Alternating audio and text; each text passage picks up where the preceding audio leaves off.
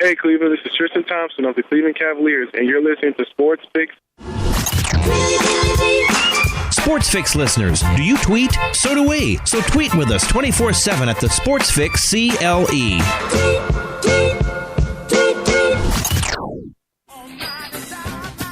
Business owners and professionals, do you want to take your business, your product, your team, your event to the next level? You want to advertise right here with the Sports Fix. Our listeners are among the most loyal listeners, terrestrial or internet. The Sports Fix universe is not only the radio show, but tens of thousands of fans on Facebook and Twitter. Email me, Jerry Myers, thesportsfix@AOL.com. That's thesportsfix@AOL.com. And let me help you swing for the fences and hit it out of the park right here on the Sports Fix.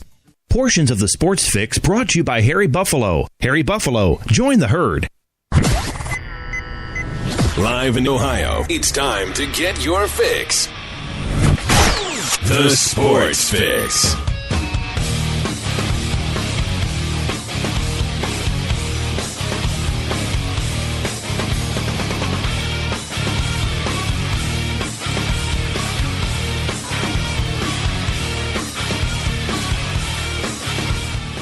And away we go. We're off and running. It is a Wednesday hump day edition of the Sports Fix. We got it. We made it on the air. As usual, all kinds of craziness behind the scenes. Doesn't matter because we're off and running. We've got a loaded Wednesday edition of the show as we get I'm literally getting settled into the saddle as we go here. A lot going on today. We're going to get some phone lines open, get in some good conversations with you guys. Dan Wismar is going to be here. Doug Plagens of the Lake Erie Monsters in the house as well.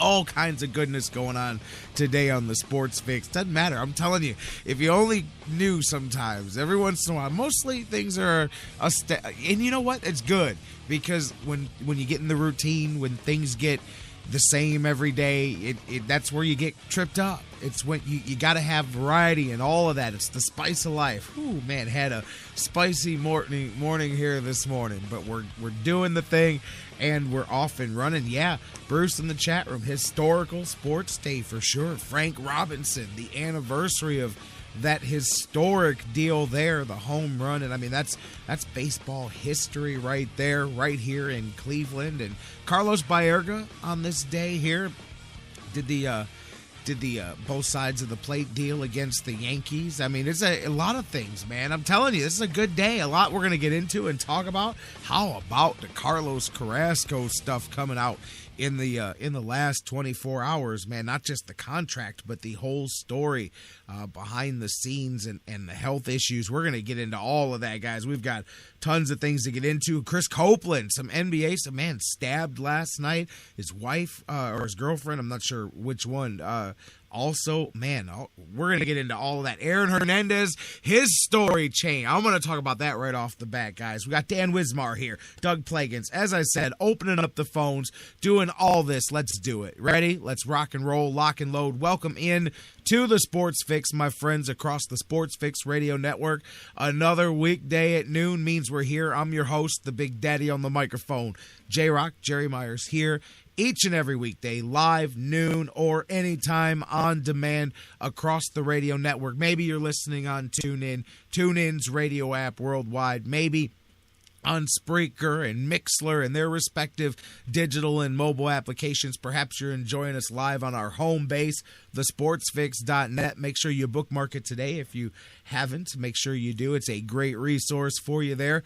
thesportsfix.net. Welcome in the thousands of you around the world listening on digital delay on sites such as iHeartRadio, the world's largest internet radio provider, on iTunes and Stitcher Radio and SoundCloud and CarPlay and all of the other sites that you feed or download or subscribe to the show. However you get your fix, thank you so much for getting here and doing the thing with us. As I said, do it with us, especially today, because it's the hump day edition of the show. Phones are open. Social media, of course, always open. Phones, 216-539-7535.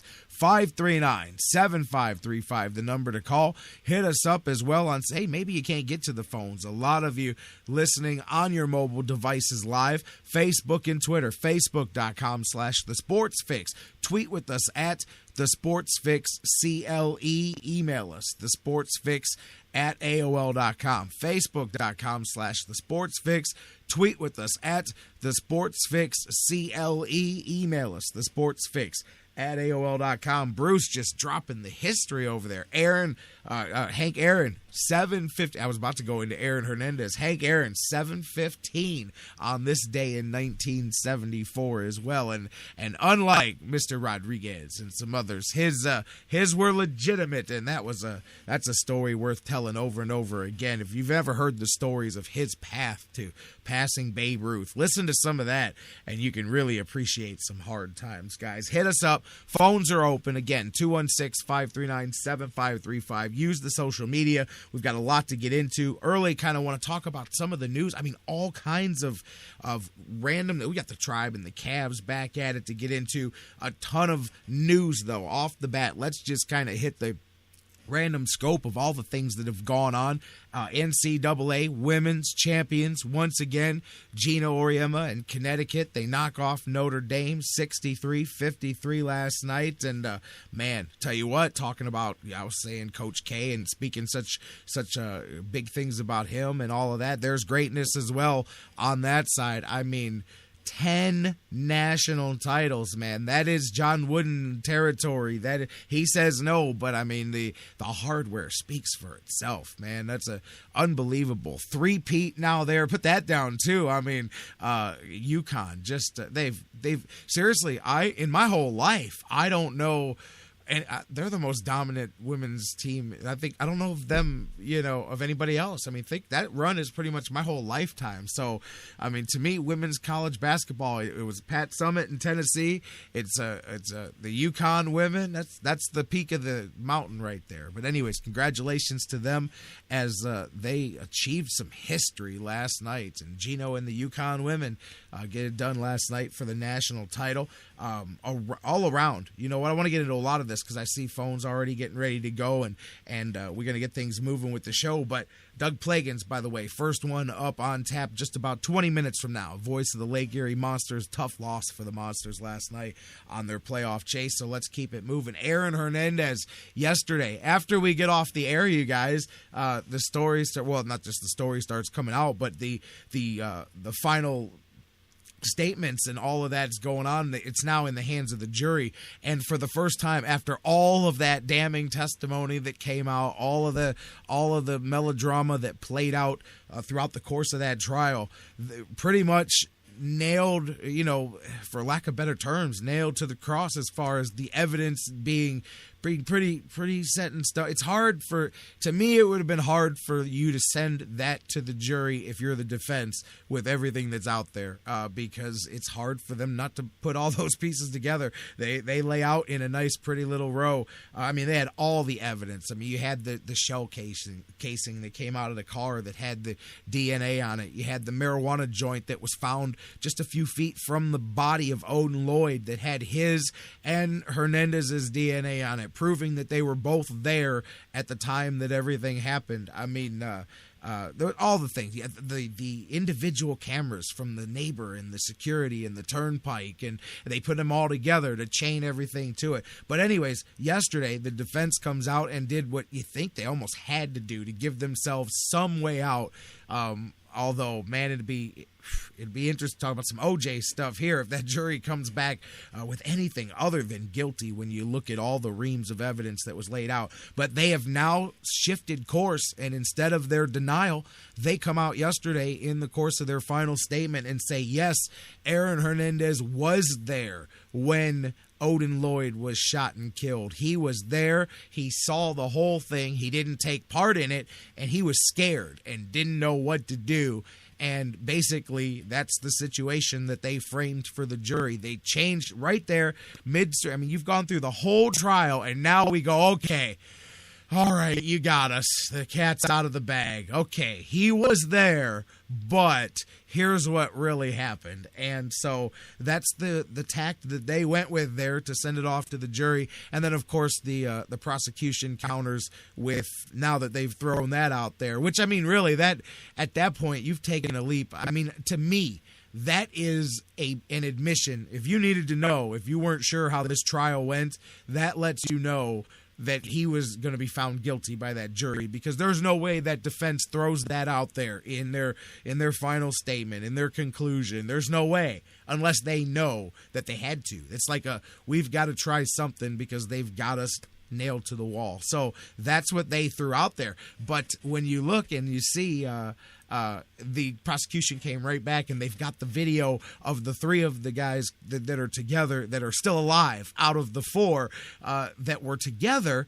And when you see that they're together afterwards on camera with there's no uneasiness, there's no, anyways, and as the prosecution said, they're celebrating, the three of them together, they're in on this together. So, but anyways, man, that just shows you, if you hadn't been paying attention, and I'm all about innocent until proven guilty, but if you hadn't been paying attention and you didn't know which way the trial was going, the fact that the defense threw that out there during their closing statement lets you know exactly how that trial had been going for Aaron Hernandez. So now that's in the hands of the jury. We'll see. Who knows?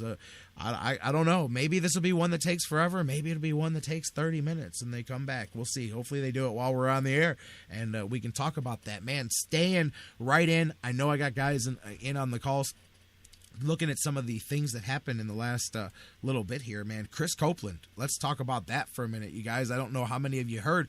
Indiana Pacers forward Chris Copeland, his wife, a friend of theirs, outside a New York nightclub in the middle of the night, stabbed in a deal with. I'll tell you what was here's the thing. Okay, incidents happen and all of that. This would be crazy enough to stand alone. Then you end up that players from another team, because the crossover of both teams crossing over into New York, they weren't even playing against each other, but you end up with some Hawks players involved, and there's getting in obstruction of justice and all of this. It turns into a strange story. And again, I don't have a lot of details more than what's out there right now. Like I even made a few phone calls to see if anybody knew more to it, because I'm really interested in the aspect of the other players that were obstructing justice, because it would appear at first glance to be a simple story of victim and an innocent victim here being part of something. But man, that throws a weird twist into it, doesn't it? But Chris Copeland,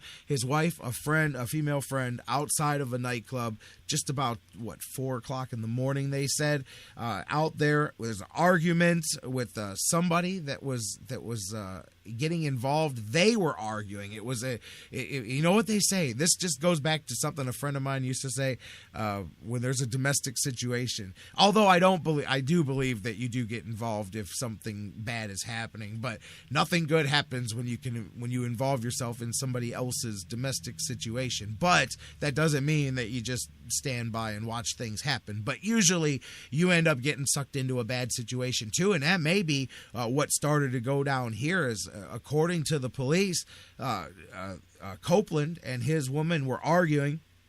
This person got involved, 22-year-old suspect who they've got arrested, pulled out a knife and started cutting people. That's the report that's out there. And Copeland was stabbed. His wife was cut across her arm. Third woman was cut in the stomach. She's in stable condition in the hospital. The attacker was arrested. Then you got Cephalosha and another guy, Antich, from the Hawks, who, like I said, they were both in town crossing over, one to play the Nets and one leaving and one going, one coming and one leaving, I should say. They end up with obstruction of justice charges because they were somehow impinging upon the investigation by the police officers. And that's again a lot that I'm still in the dark about, that aspect of it, which leads you to believe that there's definitely going to be a whole twisted story to come out of this, I'm sure, much deeper than what we're hearing now. But definitely a strange situation, and it shows you too just how quickly things can go tragically wrong out there for guys. That's why, for all the people that say, oh, you gotta, whenever people get on, whether it's Josh Gordon or John Johnny Manziel, whatever the topic may be, and people, you got to let these kids live their life. And this is in no way saying that anybody did or didn't do anything wrong, because we've got so many facts left to come out in this case that you can't pass judgment. But this is why it does matter, and this is why you do pay attention to what guys are doing and how they do and what type of people they are, because these things happen and they can get ugly quick. I mean, just like that this story could be a whole lot different if a knife goes an inch or two in a different direction. So, that's why those conversations do matter. Yeah, guys got to be free to live their life, but those things, this is real life stuff here, man. This is real blood, real cuts, real time spent in the hospital, real players arrested with real charges here. So we'll see. As more of this comes out, of course, we'll talk about it and digest it here on the show. But there's a crazy story coming out of New York, and that's why I'll tell you, certain players, and this has nothing to do with this story, certain players are not made to play in a city like New York or to live in a city that, because of it's just different. And some people that's how lives spiral down real quick. That's all I'm saying. But anyways, we'll talk some more about that in a little bit.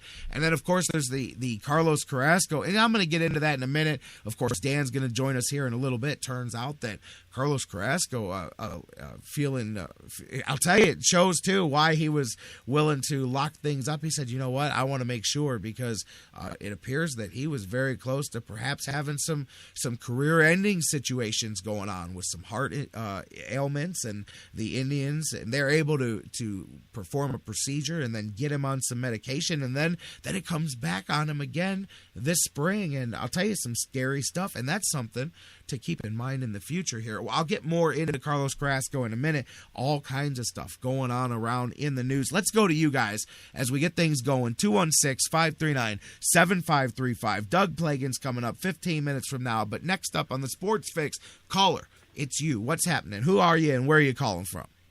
J-Rocc, Daddy, it's LG. My man, LG. What's happening, brother? I'll tell you, man. You're talking about Carlos Carrasco and his heart problems, and yes, I just can't get over that.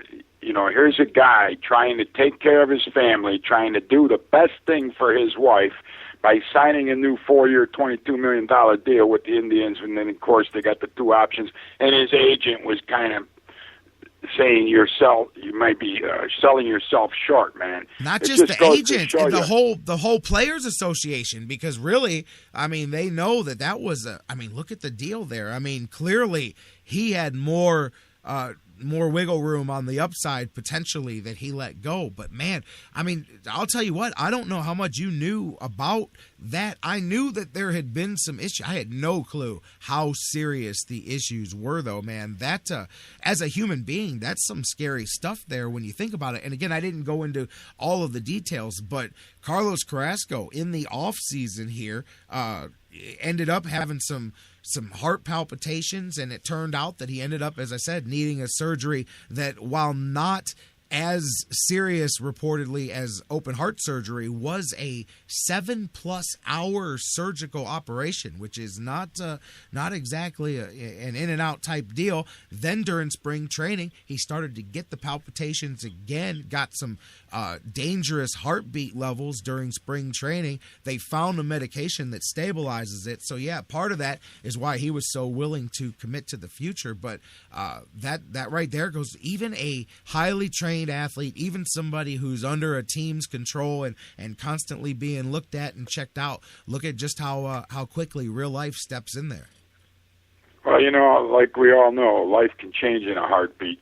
Pardon the pun, J-Rocc, Daddy. It does. But here's a guy with a 12-year-old kid and a 1-week-old kid. And he did what he needed to do. Come on, J-Rocc, $22 million over 4 years is quite a bit of money, man. Absolutely. You can secure your entire future with that kind of money, and that's what he did. I give the man credit.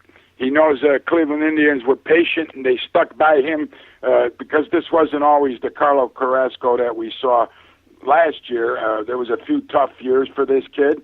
He had some tough outings. He's 28 years old now, J-Rocc, Daddy. Doesn't know if he'll ever need another Tommy John surgery. It's too early to tell. 28 Absolutely. years old. He struggled to get where he is. He got where he is. $22 million for a kid that was born in Venezuela. who doesn't own part of Chevron, he did what he needed to do to secure his family's future. I give him a lot of credit, man. I like that. I really do. No, he didn't listen to the agents. Their 10% of $22 million, still a good chunk of change. Well, it's not guaranteed to be $22 million either. I mean, he could get nearly $41 million when this whole thing's done because he's got $19 million worth of additional options in the last 2 years of that contract, which would nearly double the amount of the total thing. Yeah, that's what I said. It could come up to like $40.5 million. Absolutely, absolutely. But, and you know what, LG, yesterday, I mean, I've been saying this a little bit. I've developed a soft spot after being just like everybody else, after being frustrated with Carlos Carrasco and ready to cut the cord by the time he started to turn things around. I admit to being just like everybody else when it comes to Carlos Carrasco. I said, man, how long do you wait? How long do you wait? Well, thank goodness we all waited. But I already had a soft spot for him in just the way he had developed and then coming into this year. Now that's really gone to another level because now just one dude to another, I'm seriously pulling for this guy to go out there and hopefully live up, not just for the Indians, but just in general, go out there and continue what he's been doing, you know? It just goes to show you that money wasn't the entire motivating factor. I think there's some, what do you want to call it, loyalty in this kid that he showed by doing this. He knows the Indians took care of him. Let's face it, J-Rocc Daddy, if you do need a heart situation taken care of, there's no greater place in the world, according to all the statistics. Of course, some of them are padded, than the Cleveland Clinic Foundation. Absolutely. You know, no, I'm with you. And don't forget, too, that there's no guarantee that Carrasco becomes the ace that people hope that he can be. I mean, it also protects him because he's got a good second half of last season that he's banking on, and I really do think he's going to continue where he left off. But he wasn't exactly... Let's talk about that for 1 second, J-Rocc Daddy. Like you just mentioned, they found a medication that is going to help with some of these palpitations, but you know as well as I do, anytime you have medication enter your body, it could change something, you know? Absolutely. I got to say we're going to have to wait and see. Hopefully this medication doesn't make him sluggish. Hopefully he doesn't run out of gas earlier than what we hope for, or we can get some good innings out of this kid. Let's hope his elbow, like he says, he was worried that he could possibly need another Tommy John surgery sooner or later. That could very well possible. Most guys average one, and a lot of guys get two before they're done, you know? That's what I'm saying. I you know, like you just said, $40.5 million, let's say he did the right thing. I really do. I'm saying this kid did the right thing. And again, he's no spring chicken, J-Rocc, at 28 years old. There are some pitchers in Major League Baseball that have the longevity to get in close to 40 years old. But let's just say that's hitting your prime, LG. Don't you think? To me, 28's just beginning your prime. To me, a pitcher's prime years are 27 to 33. To me, those 6 years are your prime years. You know what I mean? Well, you just hit the nail right on the head because, you know, he might be just beginning, but at the same time, he's winding down because you just said 33. He's 5 years away from 33. With the 4-year deal, the 2 option years, that should take him right into the end of his career, hopefully. Hopefully he can go longer. Hopefully they're going to find the magic bullet that makes this kid healthy, and there's not going to be any side effects. And I'm pulling for the guy. I really hope he can come back and do what he needs to do. I hope the heart stays healthy.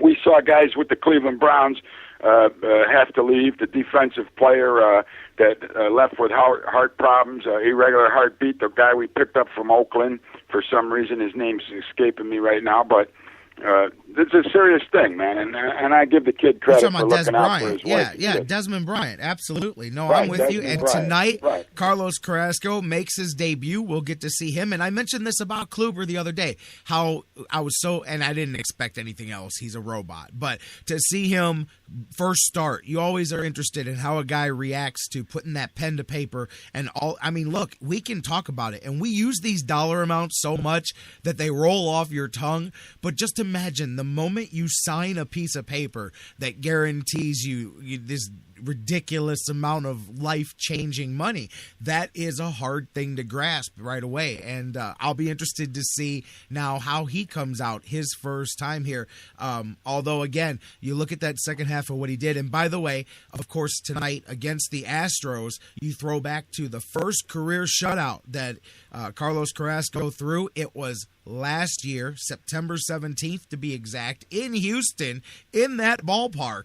2 hits, 12 strikeouts on that night for Carlos Carrasco, and hopefully he picks up right where he left off in Houston last year. Well, listen to this, J-Rocc Daddy. Let's just hope the Cleveland Indians can produce some offense, because here we go. I understand it's only one game.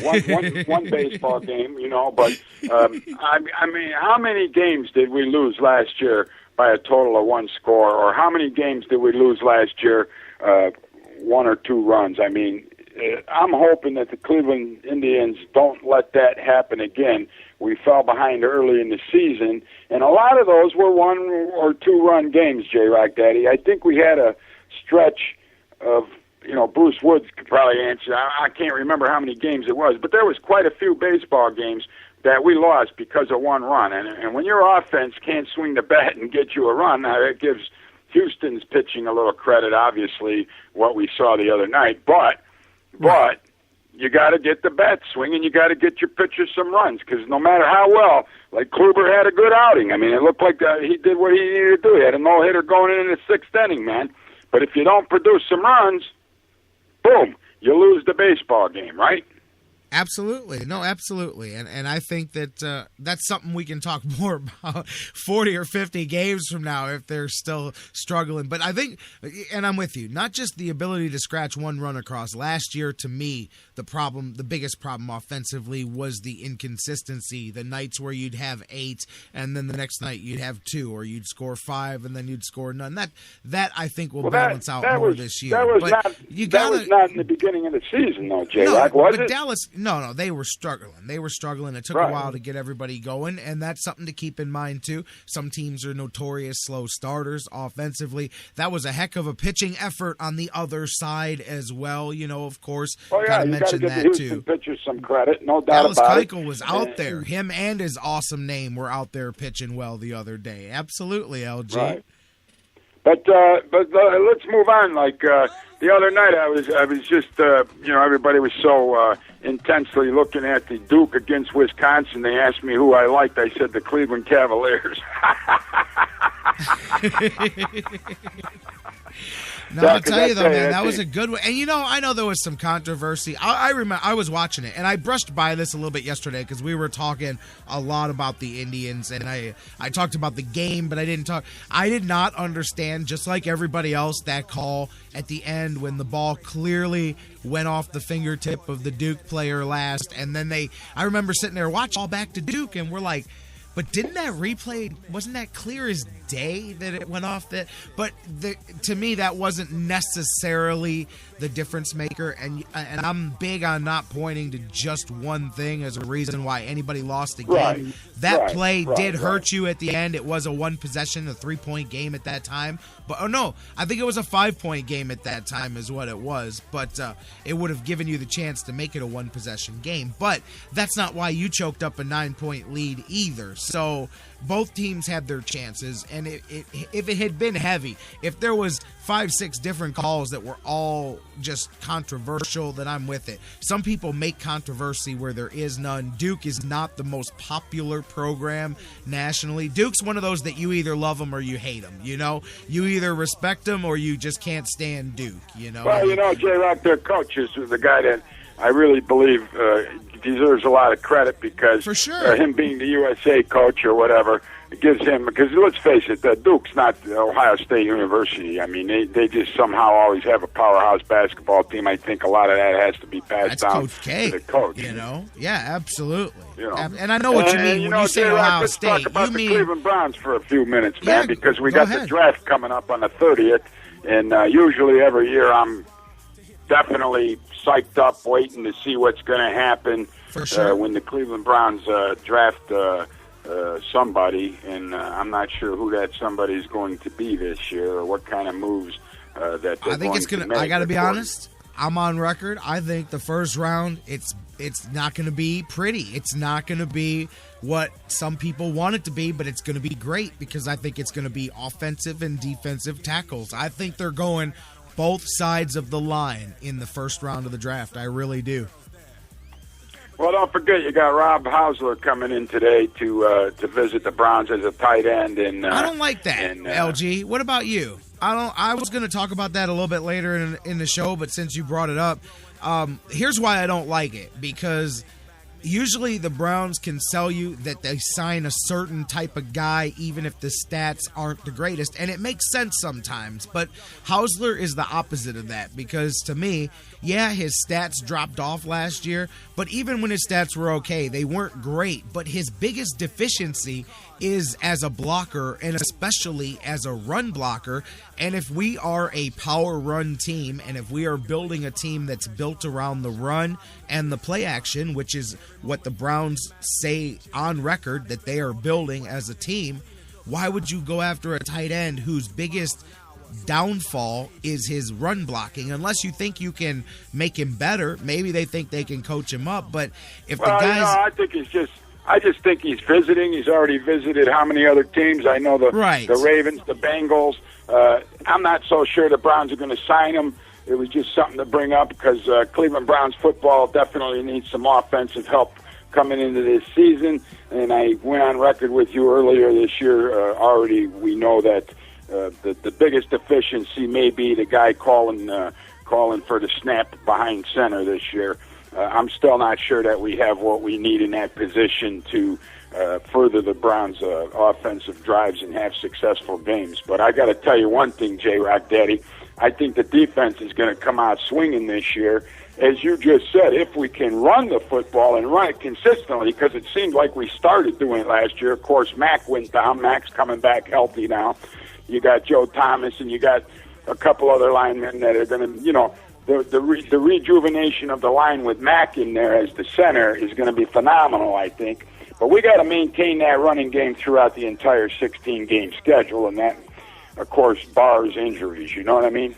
Absolutely, and that's why you got to get depth, and that's why I think in the first round, I think they go tackle and then move Schwartz inside to guard, and I think that may really stiffen up that line. Plus, you now got some additional depth there, and I think they know that. That's why I think they're hitting the offensive and defensive lines. I don't care what everybody says about it being an offensive league and quarterbacks and wide receivers. Everybody knows that football is built from the lines out. You know what I mean? Football is built. Let's touch on that. You can't take a quarterback in every year in the first round. No. But what I mean is people all focus on today's NFL. It's all about quarterbacks and wide receivers. No, the good teams are built on the offensive and defensive lines, man.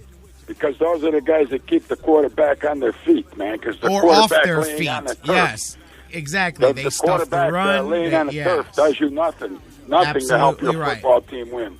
People talk about flashy picks, man, but what do the Patriots do? What do the Ravens do? Every year, those teams draft guys like Haloti Ngata. They draft those guys that are just the nose to the grindstone. Well, even the Steelers took that guy. Me and you both wanted to come to Cleveland for the offensive line 2 years ago. A couple of years ago. Absolutely. I mean, and that's what I mean. Those are the quiet ones. Those are the ones usually, though, that are the best picks, man. LG, anything else before we go? Well, J-Rocc Daddy, I'm just looking forward to the end of the NBA season and when the playoffs start because I got to tell you, man, this Cleveland Cavaliers team continues to impress me. The play that these guys are doing, of course, we talked about that this isn't the same team that started this season. We know that. Bringing in Mozgov was a blessing in disguise. I mean, this guy is a beast in the paint. LeBron's doing what he needs to do to keep the other guys involved. I just can't wait for the NBA playoffs, to tell you the truth, J-Rocc Daddy. Because Me too, baby. I really Me too. I just don't see anybody going to be able to beat this Cleveland Cavaliers team in a 7-game series, man. I mean, I really, and let's just face the reality of what I just said, J-Rocc Daddy. Of course, you got to get to the playoffs, okay? They're going to do that. Of course, you got to win a few playoff games. I'm telling you they're going to do that. And J-Rocc Daddy, I don't think it's that far-fetched right now to say this Cleveland Cavaliers team has a realistic chance of bringing that trophy back to the Q this year, man. Absolutely. I didn't believe it at the beginning of the season, but I strongly believe it now, and I strongly think that this is a heavy favorite team to come into the NBA playoffs and turn a lot of heads, man, because that's why LeBron James came back here. You played his victory. Let's go out there and do this to the city of Cleveland numerous times on the Sports Fix show, and just listening to those words and why he's back, and we got to do this for them, and we got to do it for all the blue collar, hard working people. I'm telling you, man, this place will be ecstatic if this Cleveland Cavaliers basketball team can produce a championship this season. I mean, come on, J-Rocc, Daddy. Absolutely. There was a time we never thought it was going to happen, right? I agree with you, and I'm telling you, man, I think it has. I mean, it's one thing, like you said, to sit there and go, hey, man, we got a shot at this in Cleveland, and we've had some good teams before, but, I mean, you really do get that feeling that this is a bona fide contender here, man. I can't wait for playoff time. Can't wait. And you know what? It just transpired in New York with the Atlanta Hawks players getting arrested. Right, and yeah, stuff. we were just talking about that. How much of a distraction is that going to be to that Hawks team at this time of the year? That's a distraction they may not need, J-Rocc, Daddy. I'm telling you, man, and I still think there's more stones left to be unturned because, what in the world would you be obstructing the investigation for when you know what I'm saying? It's definitely but listen to this, J-Rocc, Daddy. This could be obstructing their hopes of glory. Absolutely. I know the Hawks are too. sitting there like, are you serious? This wasn't even our issue. What are you guys doing getting involved here, man? This is a Pacers deal, man. What are we doing? You know, and the city that never sleeps, man. The city that never sleeps. LG, I got to keep it moving, my man. All right, J-Rocc, Daddy, it's good talking to you again. Keep up the good work. You're doing a phenomenal job over there, man. And go Cavs, and let's see what this Cleveland Indians can do tonight in their second day out. And I wish nothing but the best to Carlos Carrasco for the remainder of the 2015 MLB season. I'll talk to you soon, brother. Hell yeah to all of that, LG. Tonight we got the double header with the Cavs and the Indians. Let's do it. Let's keep it rolling. Hey, Doug Plagens, voice of the Lake Erie Monsters, joining us next. We'll keep the show moving. Dan Wismar from the Cleveland Fans, still to come, and so much more. Don't go anywhere. We have just begun today's edition of the Sports Fix, baby. Hump Day Fix coming next. Doug Plagens of the Lake Erie Monsters. French's new definition of summer madness.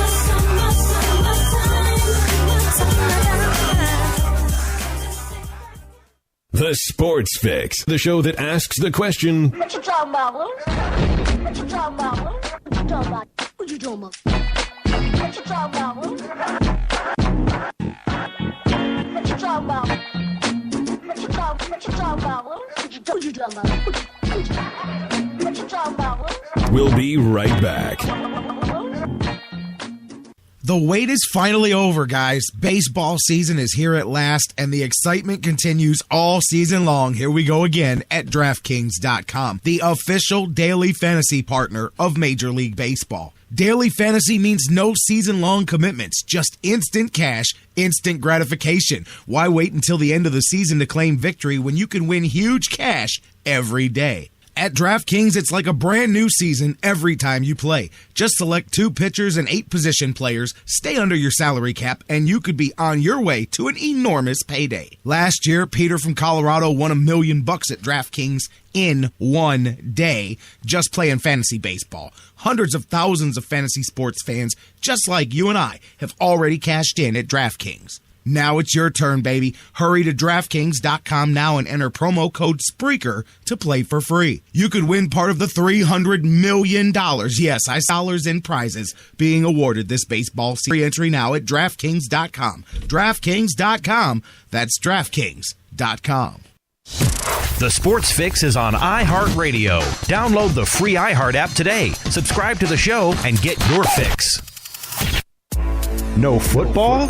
No problem at Harry Buffalo North Olmsted. From their awesome Wing Mondays to every single Cavaliers and Buckeye Hoops games in full HD, the excitement never stops. Every day of the week brings a different set of food and amazing drink specials. Fight fans, Harry Buffalo North Olmsted is the home for every UFC pay-per-view live on the big screens. And let's not forget their mouth-watering trademark, the Bison Burger. Nobody does bison like Harry Buffalo. The perfect combination of healthy and delicious. What are you waiting for? Get to Harry Buffalo, just outside Great Northern Mall today. Harry Buffalo. Join the herd. Man, do I love card night. You ready, boys? You got a king? Go, fish dad! Oh, come on. This is WWE superstar Titus O'Neil. The smallest moments can have the biggest impact on a child's life. Take time to be a dad today. Learn more at 877-4DAD-411 or visit fatherhood.gov. Brought to you by the U.S. Department of Health and Human Services and the Ad Council. Fantasy sports lovers, you put so much time, hard work, and effort into playing week to week that it quickly stops being a fantasy and starts getting real. Real time spent making real decisions, creating real victory. I'm the greatest man in the world! And when the smoke clears, you want to show off those victories with a real prize. I mean, a really real prize. Yeah. Nobody does that like Fantasy Jocks. The crew over at Fantasy Jocks have beautiful, high-quality, and heavy-duty championship belts, rings, trophies, and so much more for all your fantasy sports needs. The trophy's 12 feet high, and it is glorious! Football, baseball, hoops, you name it, they have it. Plus, they have awesome draft kits and party supplies to make all your preseason activities the envy of everyone. If your league needs a ring, belt, or trophy, or you want to upgrade what you already have, there's literally only one place to go. If you're going to be a fantasy jock, do it right. It's mine, the most magnificent belt ever created, and it's mine. With America's fantasy sports superstore, fantasyjocks.com. Now, back to the Sports Fix. Feel like a monster.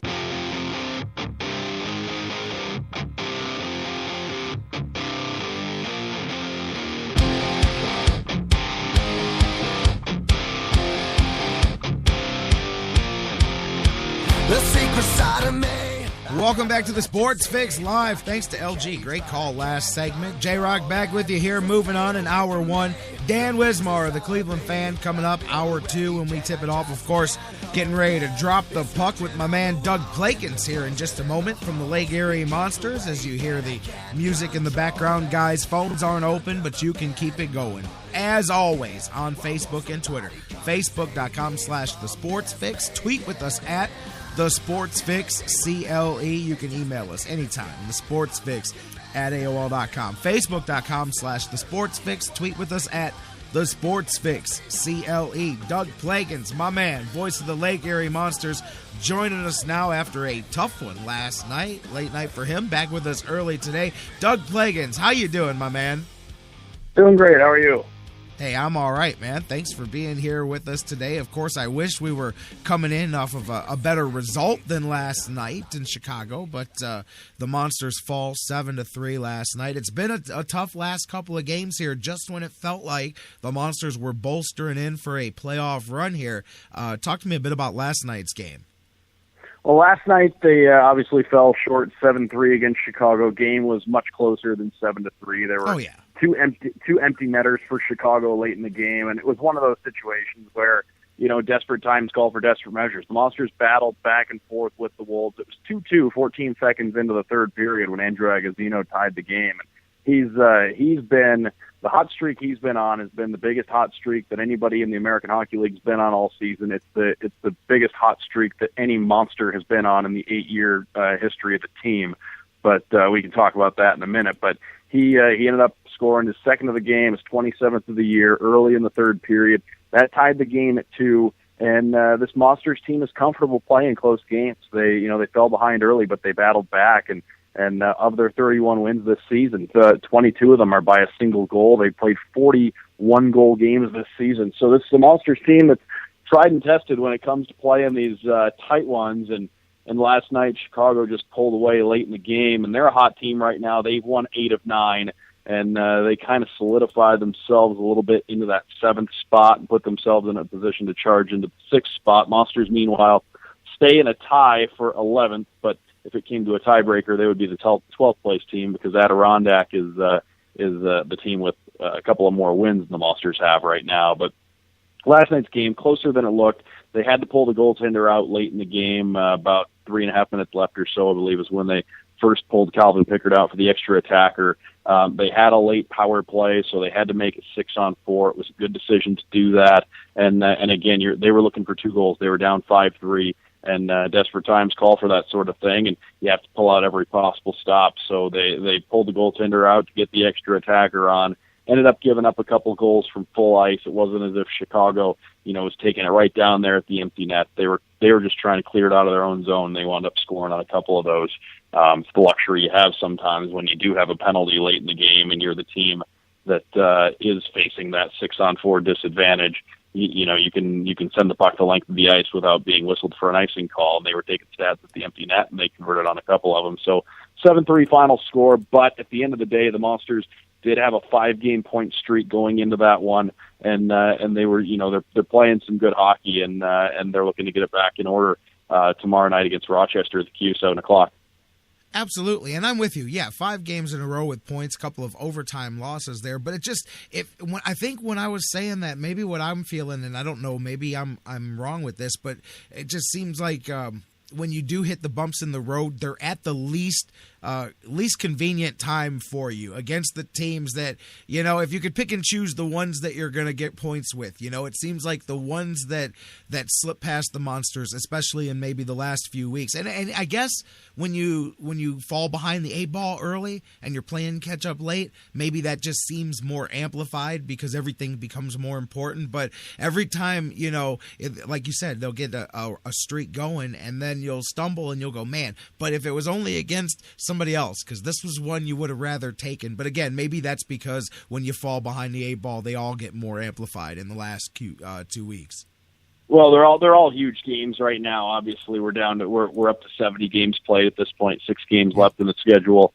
I guess what really magnified last night was going into that one, the Monsters were 5 points back of Chicago. Chicago was the 7th place team going into last night's game. 5 points back of them, even in games played. So if you're, looking at it from the Monsters' perspective, if they had won that game in regulation, then they're 3 points back of Chicago, 6 games to play, even in games played, and you can still not only make a run at that 8th spot, but you're talking about making a run at the 7th spot as well, which means that, you kind of have 2 spots that are available for you. That 6th spot, a little bit tough to get to right now with Texas playing some really good hockey, and they're further up above Chicago right now, especially after they knocked off Iowa last night. But what that did last night is now it puts Chicago with the regulation win over the Monsters. They're 7 points up on the Monsters with 6 games to play. Not an insurmountable task, but the way Chicago's been playing, they've won 8 out of their last 9, makes that 7th spot a little tougher to reach. Now, Milwaukee's in that 8th hole, and they're in complete free fall mode. They're backing into the playoffs. If they do get to the playoffs, they will have backed into the playoffs probably more so than anybody in any sport that I've seen. But they're managing to hang around by a thread. Right now, they've played 72 games. They're 5 points up on the Monsters. So what everybody's going to need to keep an eye on tonight. Milwaukee visits Grand Rapids. And, it's going to sound weird, but Monsters fans need to really root for Grand Rapids tonight because Grand Rapids has already clinched a playoff spot. This isn't going to affect them at all. But right now, the Monsters, they're 5 points back of Milwaukee. They have 2 games hand on Milwaukee. If Grand Rapids loses in regulation tonight, Grand Rapids has played 73 games. They'll be 5 points up on the Monsters. So that means if the Monsters can capitalize on those games at hand, they could, theoretically get to a better situation through 73 games than Milwaukee will be at the end of the night. But that's all if Milwaukee falls to Grand Rapids tonight. And, we'll all have to be keeping an eye on that because it's the time of the year where the Monsters can certainly take matters into their own hands. They have important games left against teams that they need to jump over, Adirondack, Hamilton, a couple of those. But it never hurts to get the help from elsewhere. And last night's loss wasn't as catastrophic as it could have been because Adirondack lost to Toronto. Somebody had to win that game. There wasn't really a right answer, but Adirondack lost that game last night. Hamilton lost to Utica, and Milwaukee lost to Rockford. So the Monsters did get some of that help last night to kind of ease the blow from that loss to Chicago.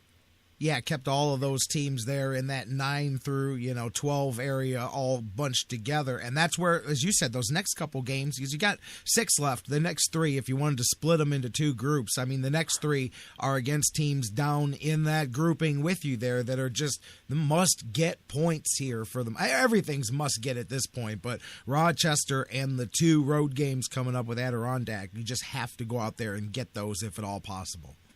Well, and I always think it's a funny term, and we see it thrown around in the media quite a bit, the term must-win game. I mean, let's face it, every game on the schedule is a must-win game, whether it's October or April. Nobody, there aren't any games on the schedule that are worth any less than others. So, they just get magnified at this time of the year. But Rochester coming in tomorrow, and that's a team that's really had the Monsters' number this season, despite the fact that Rochester's struggled for most of the year. They've knocked off the Monsters 3 times this season, and for whatever reason, it's just one of those games where the Monsters have not matched up well against Rochester. But right now, the Monsters playing much better than Rochester is, and that's a game where you look at it going into tomorrow. The Monsters are the team that's been playing for much more lately than Rochester has been, and sometimes that can factor in. We'll wait and see on tomorrow night's game. Again, 7 o'clock at the Q. But this weekend is huge. The Monsters and Adirondack will go head-to-head out in Glens Falls.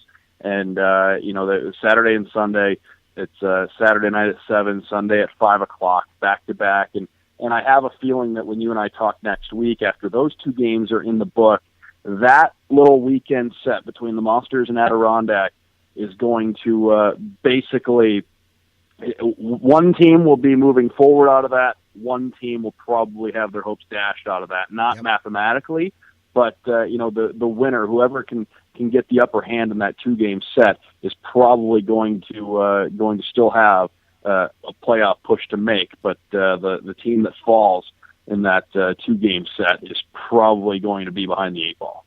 So funny you say that, because I didn't want to be the guy to say it, but the elephant in the room as you're talking, I'm going, to be honest, Doug. I mean, let's face it, it's a bracket buster type of matchup.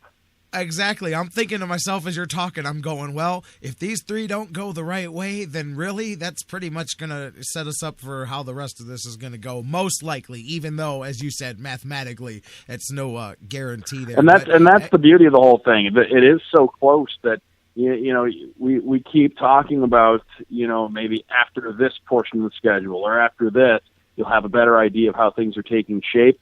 And at the end of it, everything is still right there. It's still a wait and see. And this is the thing. The reason I like the Monsters in these situations, because this team's unflappable. Dean Chenault has these guys, playing a very good brand of hockey for the types of games they're in right now. These guys are comfortable in close games, and they've shown the ability to win close games. They've shown the ability to be strong in overtime. Traits you need to have when it comes down to these meaningful games late in the year. And talking to Andrew Agozzino yesterday, he pointed out that right now they're playing meaningful games late in the year, and they're approaching every game like a playoff game. And this is, it's exciting, and the guys want to play more hockey, and they want to keep winning these games.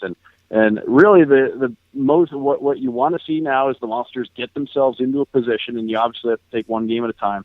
Get themselves into a position where after Sunday's game in Adirondack, they're going into that final 3 games and 3 night stretch with the season still on the line. And Thursday it'll wrap up with a Thursday at home against Grand Rapids, a Friday at home against Hamilton, which will be our fan salute night at the Q. And everybody who enters the arena that night will be automatically entered to win a jersey off a player's back. And then it's off to Hamilton for the final game of the regular season. So it's going to be a sprint to the finish. And as I said, first things first, you got tomorrow against Rochester, and then you have to approach this weekend in Glens Falls against Adirondack. Really is, you've got 6 straight periods against a team that you want to knock out. And if the Monsters can sweep those 2 games, you basically dispose of Adirondack and you move on to the next team and you try to jump them. But it's gonna be a photo finish in the Western Conference, and the advantage the Monsters do have right now is Hamilton and Milwaukee both have struggled a little bit. Toronto's on fire. That was a tough loss to them in overtime a couple of games ago, but they still got a point in that one. And they've got some guys. Some of the horses are really stepping up lately and putting the puck in the net. So the Monsters do have some things going for them. And I can tell you right now, if the Monsters were to sneak in as the 7th or 8th seed in the Western Conference, there are some teams up there at the top that would be a little bit leery of looking across the ice at Calvin Pickard in a 5-game series, because he's a guy who's certainly capable of stealing a series for the Monsters. Man, I'll tell you what, Cavaliers rejoin the playoffs here after a couple of years. Let's see if their compatriots here can make it just an extended season all the way around at the Q. Monsters, some important games, as Doug just spelled out. Rochester, the next one coming up, that's tomorrow night at the Q. Then the big ones, back-to-back on the road this weekend with Adirondack. Real quick, before I let you go, we started at the beginning. You mentioned it. We never got back to it. Andrew Agozzino, once again, put into perspective what he has done, not just this season, but in Monsters history. Well, he had a 12-game point streak snap a few games ago. That was the longest point streak in the American Hockey League this season at the time. It's been tied since then, but it was the longest point streak in the AHL at the time for the 14-15 season. At 10, when he got that point streak to 10 games, he became just the second Monster to ever have a 10-game point streak. So he broke the franchise record by 2 games, surpassed a 10-game point streak that David Jones had back in the 07-08 season, the inaugural season. So this is not something that happens every day. It took, it hadn't been since the first season of Monsters hockey in Cleveland that somebody had a 10-game point streak. Agozzino extended his point streak to 12 games, had 1 game with no points, and he's been right back at it since then. He's coming off back-to-back 2-goal games. He's up to 27 goals on the season. He's posting just career highs and everything. Seems like every night he's getting a milestone. I mean, just over the last 4 to 6 weeks or so, he's become the Monsters' all-time goal-scoring leader, all-time assist leader, all-time points leader. His power play goal last night gave him the Monsters' all-time record for power play goals in a Monsters uniform with 19. So every time he hits the ice, it's like there's some new milestone that's going his way, and he's a guy who just he does it the right way too. You talk about the guys who go out and get numbers, and he's one of those guys who, he takes care of his own end. He plays defense, he plays all situations, he plays the penalty kill. He works hard. He's not afraid to go to the corners, go to the dirty areas of the ice. He gets himself in position. He helps make his line better, and that line's really been clicking with Agozzino, Ben Street in the middle, and Reed Petrick on the other wing. Those guys are doing a great job. And the paces point-wise that Agozzino and Street have been on recently have been, some of the hottest streaks in Monsters history. And last night during the broadcast, I actually remarked about how Reed Petrick has been kind of the unsung hero on that line. He's a rookie. He's not the flashy guy, but he's the heavy hitter whose style really complements what Street and Agozzino bring to the table. And he's a big guy. He's not afraid to throw his body around. He, too, will go to those dirty areas.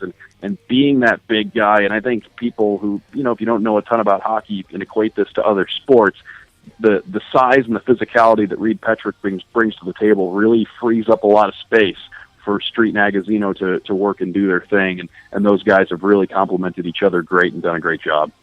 Doug Plagens, voice of the Lake Erie Monsters, laying it down. So there's just another reason right there. Some special stuff going on top of the team in general. Andrew Agozzino just doing some stuff down there for the Monsters. Doug, by the way, Doug doesn't just do the Monsters. Gladiators, real quick, 2-0 to start the season here as they pick up right where they left off for the most part last year. First couple games on the road because of basketball and all of that other stuff.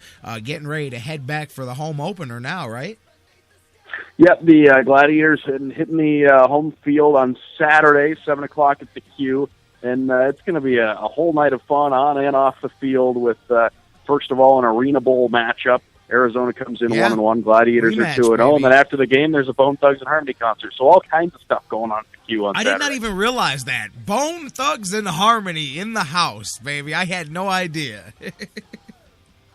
That's kicking it back funny. A little bit, but yeah, they're coming to play a hometown show, and the Gladiators will take on Arizona, and again, the Gladiators would love to get this thing to 3-0 off the start, especially, you look at the beginning of the season, and in the AFL, the first game or two of the season is always just so up in the air because there isn't a long preseason. Training camp's only a couple of weeks. You have a lot of guys who are trying to get used to each other. The Gladiators had the luxury of a good core that was used to playing together, but that first game or two, when you come out of the gate, you're hoping to just get a win any way you can because the team you have now isn't going to be, the chemistry isn't going to be what it's going to be 8 to 10 weeks from now. And so if you can really build a good record early, gives you that cushion moving forward, and teams always, inevitably in the AFL, get better as the season goes along. Doug Plagens, voice of the Monsters, voice of the Gladiators here on the Sports Fix every week. Glad's looking to run that to 3-0 here. Monsters, meanwhile, they have 6 games remaining. They are 5 points out of the 8th and final playoff spot. And I was going to say the last thing about the Monsters this weekend, an important weekend, and it seems like every week you and I have said, we'll have a better idea of how things are shaping up next week. If there's a very good chance, even though we said there's so much riding on these 2 games of Glens Falls this weekend, and there is, there's a very good chance we talk on Tuesday and we say, it does all come down to this weekend because everybody is still in. There's a good chance that'll happen too. So, it's this thing's going to go down to the wire. So, get some tickets to either tomorrow night's game or one of those last 2 Monsters games at the Q next Thursday or Friday, and you most likely will be seeing a game that could have the season on the line for somebody.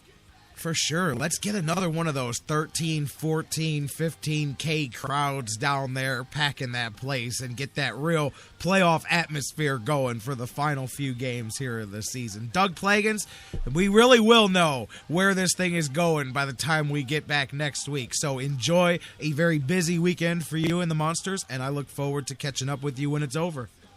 Thanks for having me. Thanks for being here, as always. Doug Plagens, the voice of the Lake Erie Monsters. You can tweet with him at Doug Plagens. He's here every week on the show. Let's take a break. Top of the hour. Get you some news and get my man Dan Wismar in on the conversation. Get your tickets, guys. Tomorrow, big Monsters game coming up.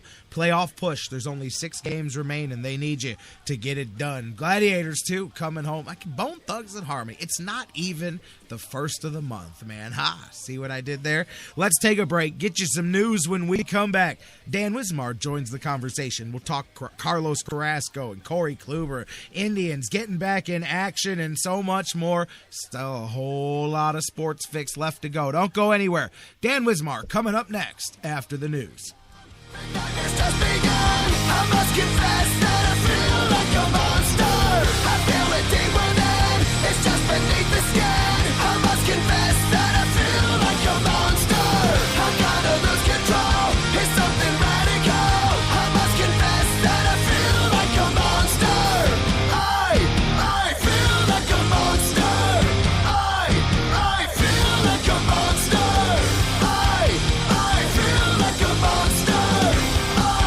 I feel like a monster. And now, a very special announcement from the Sports Fix. Black bears weigh between 200 and 500 pounds. Brown bears weigh between 300 and over 1,000 pounds. Black bears run away from you. Brown bears run at you. When attacked by a bear, simply lie still on the ground and cover your face and head with your hands. When the bear has finished batting you around and mauling you, contact the U.S. Forest Service. And that was a message from the Sports Fix. Hey, this is Scott Fujita, and you're listening to the Sports Fix. Sports Fix listeners, do you tweet? So do we. So tweet with us 24/7 at the Sports Fix CLE.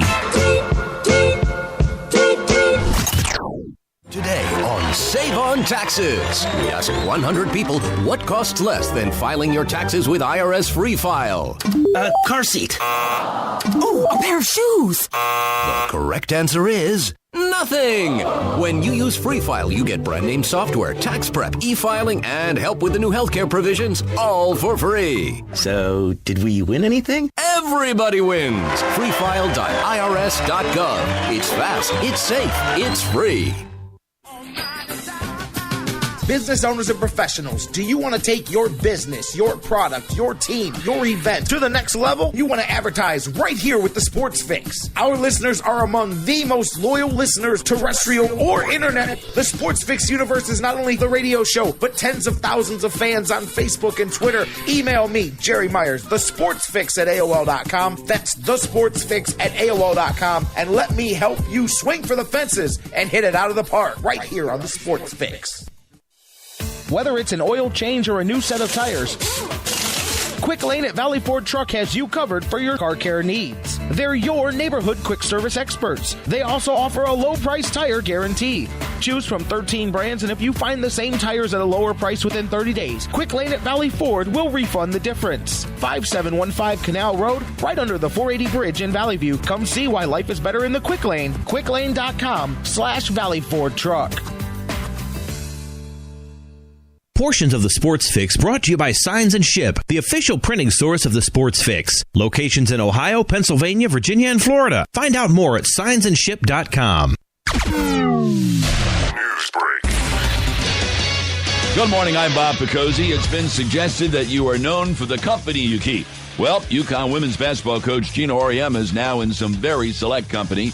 The Huskies' 63-53 win over Notre Dame last night in the NCAA Finals gives Auriemma 10 national championships, equaling the 10 men's titles won by John Wooden. I don't think I'm John Wooden, obviously. I don't think I'm in that pantheon of like the great greats.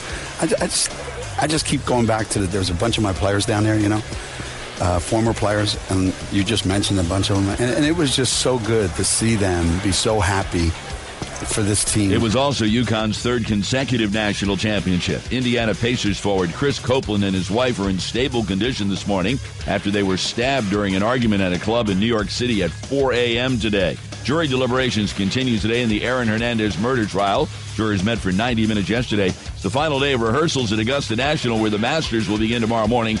Tiger Woods will play this afternoon in the Masters Par 3 tournament, live 3 p.m. Eastern on ESPN. Live first-round coverage tomorrow at 3 Eastern on ESPN. Our talent have been using DollarShaveClub.com razors for a few years now. Take it from the guys whose faces have been on TV in high def. These razors are amazingly high quality. Get yours at DollarShaveClub.com. That's DollarShaveClub.com.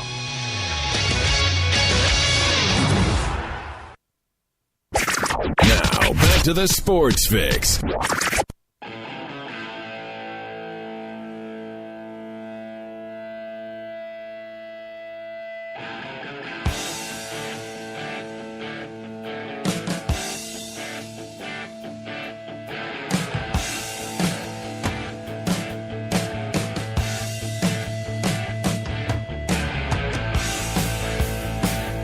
Welcome back to the Sports Fix Live as we roll on hour two, kicking off here. We're a few minutes over the time. Oh, well, big deal. It's close enough. It's hour two, baby. J-Rocc here with you. Dan Wismar is going to join me in just a moment on the phone lines, which means you've got to keep it to social media, Facebook and Twitter and email and all that stuff. Facebook.com/The Sports Fix.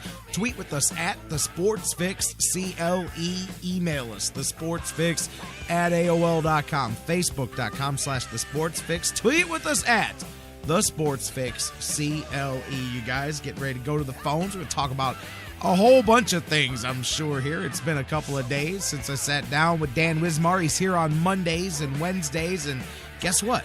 It's Wednesday. So here's Dan Wismar. Dan, how you doing, my friend? I'm doing great, Jerry. Good to be with you. Good to have you here as always, and glad everything. I'll tell you what, I was telling people at the beginning of the show. I'm telling you, I've been doing this for a while. I've gotten pretty good at playing the juggling act, man. Like 10 minutes before the show, everything blows up. Everything I had planned gets flipped around and moved around, and I'm like, what am I gonna do? And 8 minutes later, everything came together beautifully. So I'm glad it could all flow together like this. But I mean, I just think back to a few years ago and how crazy some stuff, like if stuff that happened today would have happened a couple years ago, I'd have lost my mind, man. But it's just so much easier when you get experience at stuff, man, to deal with all the craziness that happens. Yeah, that's true, and I'm sorry I had to throw you a little bit of a Oh, curve that's there, not your fault at all. earlier. No. That's my fault for assuming stuff that, you know what they say, when you assume something, man, and it never fails that it works out that way. Yeah, that's right. Well, we went through a little bit of a deflating drive opener, and I imagine you were going to want to get around to that sooner or later, so we might as well jump on that to start with, huh? Well, yeah, let's not deflate things. I'm feeling good. Let's not go that direction of the conversation. Actually, before that even, I mean, let's we talked a little bit, you and I, on Monday, looking into the game, obviously, with the news of the weekend about the Indians and the contracts and all that. And I know you haven't been able, usually you're able to listen to the show before you come on. We were talking earlier, of course, the story that's the big story with Carlos Carrasco taking the mound tonight about his heart issues and that being uncovered and taken care of and then re-emerging in the spring. And I don't know how much or any or what you knew about that previously, but what were your thoughts on that whole thing and the development of that into the signing of Carlos Carrasco here with this contract? Well, obviously, like you, I was excited about the extension and the new deal. And then just this morning, really, it came to light. This was something that I was not on top of prior to reading the coverage of it in the media this morning. And my understanding is, and correct me if I'm wrong, that this was an issue that is a part of the deal, contingencies built into the deal. Am I right that these physical issues are covered, or at least clauses relating to the issue are inserted into the contract? So it's not something that the Indians went into blindly or whether they weren't fully informed about. And right. Obviously the same holds true for Carrasco, who obviously he and his agent had to understand that they had to be upfront about this and deal with it forthrightly. So if they were able to come together and put this whole thing together with both sides going into it with their eyes open, more power to both of them. You know what? Actually, it makes a lot of sense, too, because I was kind of scratching my head at the delay because Carlos Carrasco stayed behind, and then there was a bit of a delay with the physical before things were done, and that's why, because there was a bit more to it because you had – and I think what you're talking about, I don't know if it's contingencies built into the contract as much as insurance. Obviously teams go get insurance policies when they sign big contracts like this, and that was part of what the Indians said was that it was insurable contract. So that's usually what happens in these type of situations. It's not much as necessarily a give back in the contract as if something was to go south, Lloyd's of London or whatever the actual insurance company is would then pay the remainder, or they cover. Actually, I think with most teams like athletic contracts, I think they get like around 75% of the contract covered by insurance so that if they don't have to eat the whole thing. And that's kind of standard around sports. Actually, a lot of teams do that, but some players are uninsurable. Some players can't be insured because of injury history or whatnot. So, a lot of times that's a factor that people don't think about in free agent signings in all sports. Is that's part of what teams take into it is how much of that contract can they get protected on, because they'll take on more risk when they can get more of the contract covered. But when you're exposed completely, it's different when you've got to write that check for a guy who can't play, Well, sure, and it's also an indication of why it made even more sense for Carlos Carrasco to enter into this arrangement. A young pitcher like that, a young player of any kind, the calculation is always, should I take this small number of millions now, or should I wait until I can get a larger number of millions 2 or 3 or 4 years down the road when my arbitration years kick in and when I'm eligible for free agency? Well, it's like Carlos Carrasco, who's got to be thinking, hey, there might not be a 5 years down the road for me in my career if worst comes to worst, or if this turns out to be something more than what it looks like it might be now.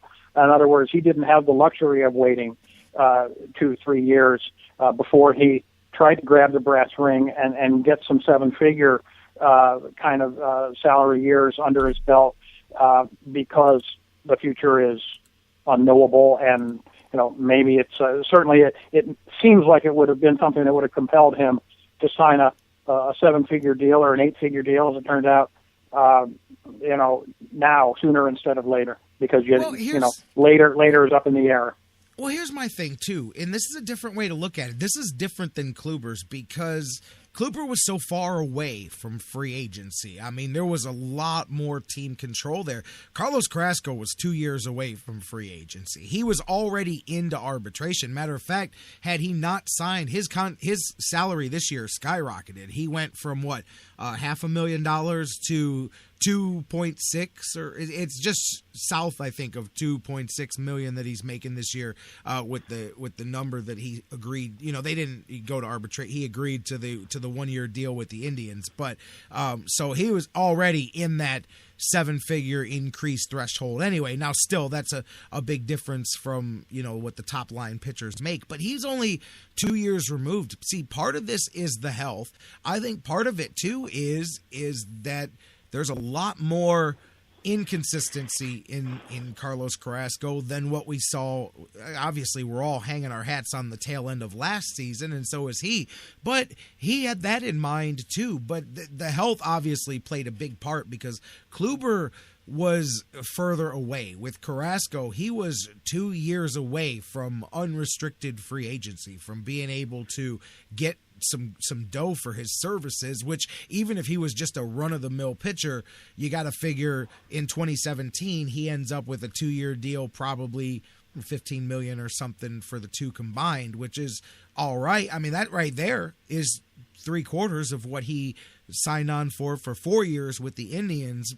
And where really the Indians can hit a home run with this is if Carrasco lasts the contract and they end up cashing in the option years, because those $9 million last 2 option years, if you're cashing him in, then he's worth it. You're probably getting a $15, $16, $17 million a year contract for $9 million in those last 2 seasons. So there's a good protection on the Indian side too, but I think it works for everybody all the way around. But Carrasco was definitely taking a bigger leap of faith, I think, than Corey Kluber, because he was so much closer to his free agency. That is true, but when the doctors are looking at your ticker, 2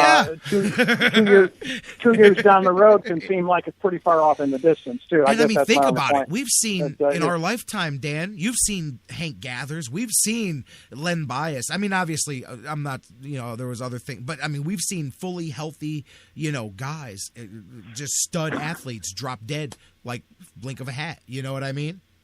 Exactly. Yeah, that's what I mean. And it might be 2 years in free agency, but all I'm saying is that there was a lot of incentive on Carrasco's part to grab that brass ring sooner instead of later. And you're right about the 2 year window, but you're looking out at that while the doctors are checking out your heart. 2 years seems farther off than it is for most of us. For sure. It's guaranteed now. And I mean, that's part of it. People always get into this discussion later. That is what the deal is when you do it, is each side takes a risk. One side is paying money that they may not have to spend to hopefully save themselves money later, and the other guy is getting money now that he may get more later, but he may also get nothing. So that's the whole point of it. Sometimes people don't get that. When you make a trade, when you make a deal, everybody wants the rip-off. Everybody wants the lopsided deal, and nobody realizes that the best deals are the ones where both sides give, both sides compromise, and come up with something in the middle. And that's exactly what you get here. Yeah, that's right. And if you look at Carrasco, and if in fact Carlos Carrasco turns out to be that front of the rotation arm that we think he is and can be, then you're so right about the 2 option years where he'll be making, 2, 3, 4 years from now, he's making $9 million, which even in today's market is half of Rick Porcello money. Cheap Porcello, yeah. Absolutely, and that would be I think that would be a fair comp for Carrasco. Maybe not a number 1, but Porcello is a 2 or 3, marginal front, maybe middle of the rotation guy, like a Carrasco. I think it's a fair comparison. They're both relatively young guys, and so Porcello just signed 4 years, $80 million with Boston. Average 20 a year. And so if you're getting 4 years from now, you're getting Carlos Carrasco, what we hope he'll be now and 4 years from now, for less than half of that. Then congratulations, Chris Antonetti. Look at Carrasco. You just went where I was going to go anyway. Porcello's the guy I was going to bring up because you and I on Monday, and then you sent me the link. We were talking about the Scherzer deal and making comparisons. Porcello comes out yesterday, 4 years, $83 million, whatever it is. And I mean, I like Rick, like you said, maybe not a number one, but a solid number two. I mean, but when I saw that, and I'm like, well, hell, we're talking Scherzer money. Forget it. Look at what Rick Porcello, and I know it's Boston, so there's a premium there that comes with those kind of franchises, and they sign bigger contracts than market value. But still, I looked at that and I said, man, look at what they got. Carrasco, Kluber, whichever one you want to look at. They got both of these guys for less than what Boston just got Rick Porcello for the next 4 years. You know what I mean? Like, what did you think about that Porcello contract? Well, I think, first of all, the circumstances were different. In fact, yes. Nick Camino the other night on the air got himself in a little trouble with some guys that I know by sort of comparing the Kluber deal and the Porcello deal and saying, wow, look at that. And, Camino saying, am I in the twilight zone? Well, let's understand, first of all, the circumstances are way different between Corey Kluber, 4 years out from free agency, and Rick Porcello, who was, 1 year out from free agency. I think this season is all they had for him. And so obviously he can command a lot more money if the Red Sox need to solidify their rotation, and they felt that they did. And Porcello, to a certain degree, had them over a barrel after they just traded for him. They didn't want to lose him after 1 year. So circumstances way different between the negotiating going on for Corey Kluber and the negotiations going on for Rick Porcello. But even with that said, when you compare him to Carrasco, it's a little bit closer. I know, like you say, Carrasco only 2 years out from being able to walk. And still you're buying him cheap by any standard. So I'm not sure about Porcello. He's got a power arm, but to me, he's been inconsistent. Last year had a great year. Of course, he was playing for a bruising hitting lineup in Detroit, where maybe the Red Sox don't have quite that kind of pop in run support for him, but we'll see. I think, sometimes Porcello can go out there and he's a little bit inconsistent. He can get smacked around in the early innings, and I don't know if he's shown the consistency to merit $20 million a year contract, but you also have to just kind of shrug your shoulders and say that's where the marketplace is, and when you see marginal pitchers, pulling down $10 million contracts, certainly he's above that level. And like you say, it is Boston. They go out and they're not afraid to throw money down the toilet. They do it all the time with guys they sign that turn out to be mistakes. But we'll see. Obviously, the proof will be in the pudding to see what Porcello does for him this year, and whether they're regretting this a year from now or not. Well, I mean, because, see, that's my thing. You talk about Porcello there, and I actually compare him as a slightly higher version of Justin Masterson, at least prior to last season. Really, Porcello had been up and down, relatively a 500 pitcher. I mean, even overall in his career, he's 7 games over 500. But, when you go back to the beginning, 2009, he had a good rookie season. He was rookie of the year, or no, he finished, I think, second or third for Rookie of the Year that year. He was up there in the 2009 Rookie of the Year balloting. But then he fell back under 500 in 2010, jumped back up to a 14-win year in 2011, back down sub 500 in 2012, and then a good 2013. And last year, even though the record was about 500, he had his strongest year as far as innings pitched, and definitely seemed to, have himself peaking here towards free agency. And that's the big difference, as you pointed out. With Kluber, they bought out his arbitration and free agency years. This is Rick Porcello's 7th season coming up here. So he is now cashing in those free agent years. That is a huge difference in those. One is buying the potential early. No matter what you think Corey Kluber may be, his leverage in the negotiations were so minimal that that was the hammer that balanced it out, and that's why it worked out the way it did with his contract, because he had so many years to buy out. I mean, what did he give up? Three arbitration or 2 arbitration years and 2 free agency years or something like that? Yeah, I think that's right. And of course, like you say, the timing was right for him. He won 15 games. Yes. And, heard people say in the last few days, 15 is the new 20.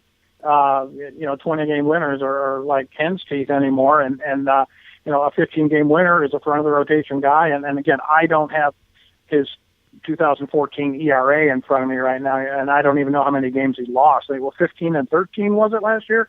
I'm not sure what the loss side of that was, or what the ERA was. But 15 wins is a ticket to a big time deal, and sometimes it is all about timing, and also the fact that the Red Sox gave up Cespedes for him, and I mean the Tigers and Red Sox gave up Cespedes, and they had to sort of solidify their gain in that trade and make sure they didn't have a one and done guy. Yeah, you have to make sure exactly when you leverage it like that. I'm with you, man. I looked at that and I said, see, it does put the market values for free agency years and for pitchers and all of that into perspective. And that's why I made the comparison. I know Masterson fell off a bit last year, and we talked the other day. He very well could pop back out there, Actually, I like to go off of Baseball Reference. We've talked about this before. When you look at Rick Porcello and you look at who they compare him to as similar pitchers, it's Phil Hughes, it's Gavin Floyd, it's Mark Clark, Homer Bailey. These are the guys that they find similar to him, and of course that's it's not an exact science or whatnot, and but that'll show you kind of the area there. I thought it was really surprising seeing Gavin Floyd right there, Mark Clark, former Cleveland Indian there, because that's not the highest level. I mean, Phil Hughes is still on the uprise, but that's an interesting grouping of similar pitchers there to a Porcello. Yeah, it is, and Mark Clark was the one, of course, that raised my eyebrows. Mark Clark, I know. Phil Hughes, when he was in New York, was a number 3 or 4 guy, and now that he's in Minnesota, he's a number 1. So number 1, your venue matters too. What kind of competition you have in that rotation. But Hughes had a good year last year. But let's just face it, this is where the market is, and it might sound crazy to be paying any starting pitcher $20 million, let alone the $35 million that Scherzer's scheduled to get in the last 3 years of his deal. Whether he'll ever see that or not, who knows? But he'll see it. It's guaranteed. Yeah, he's going to get that money for 50 years. Restructuring that somewhere down the line. But, didn't they already do that? I believe Scherzer's deal has like a record amount of deferred compensation where he's going to have one of them ridiculous contracts where basically he'll be funding small countries for 50 years on the dime of the team. You know what I mean? That may well be. Bobby Bonilla set the market for that. He is. I think. Yes. Bobby Bonilla making $1 million a year, and he's been out of baseball for over a decade. That's my favorite stat.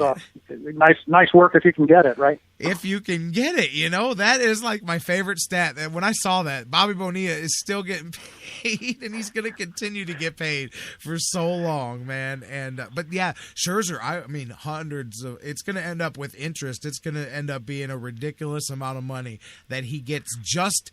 Not even for the contract. It's the interest that comes with deferring the compensation that makes it worth just, like quadruples the amount of actual dollars and stuff, and maybe even more than that. So just absolutely nuts. And people are like, hey, why'd we give Corey Kluber, $38 million?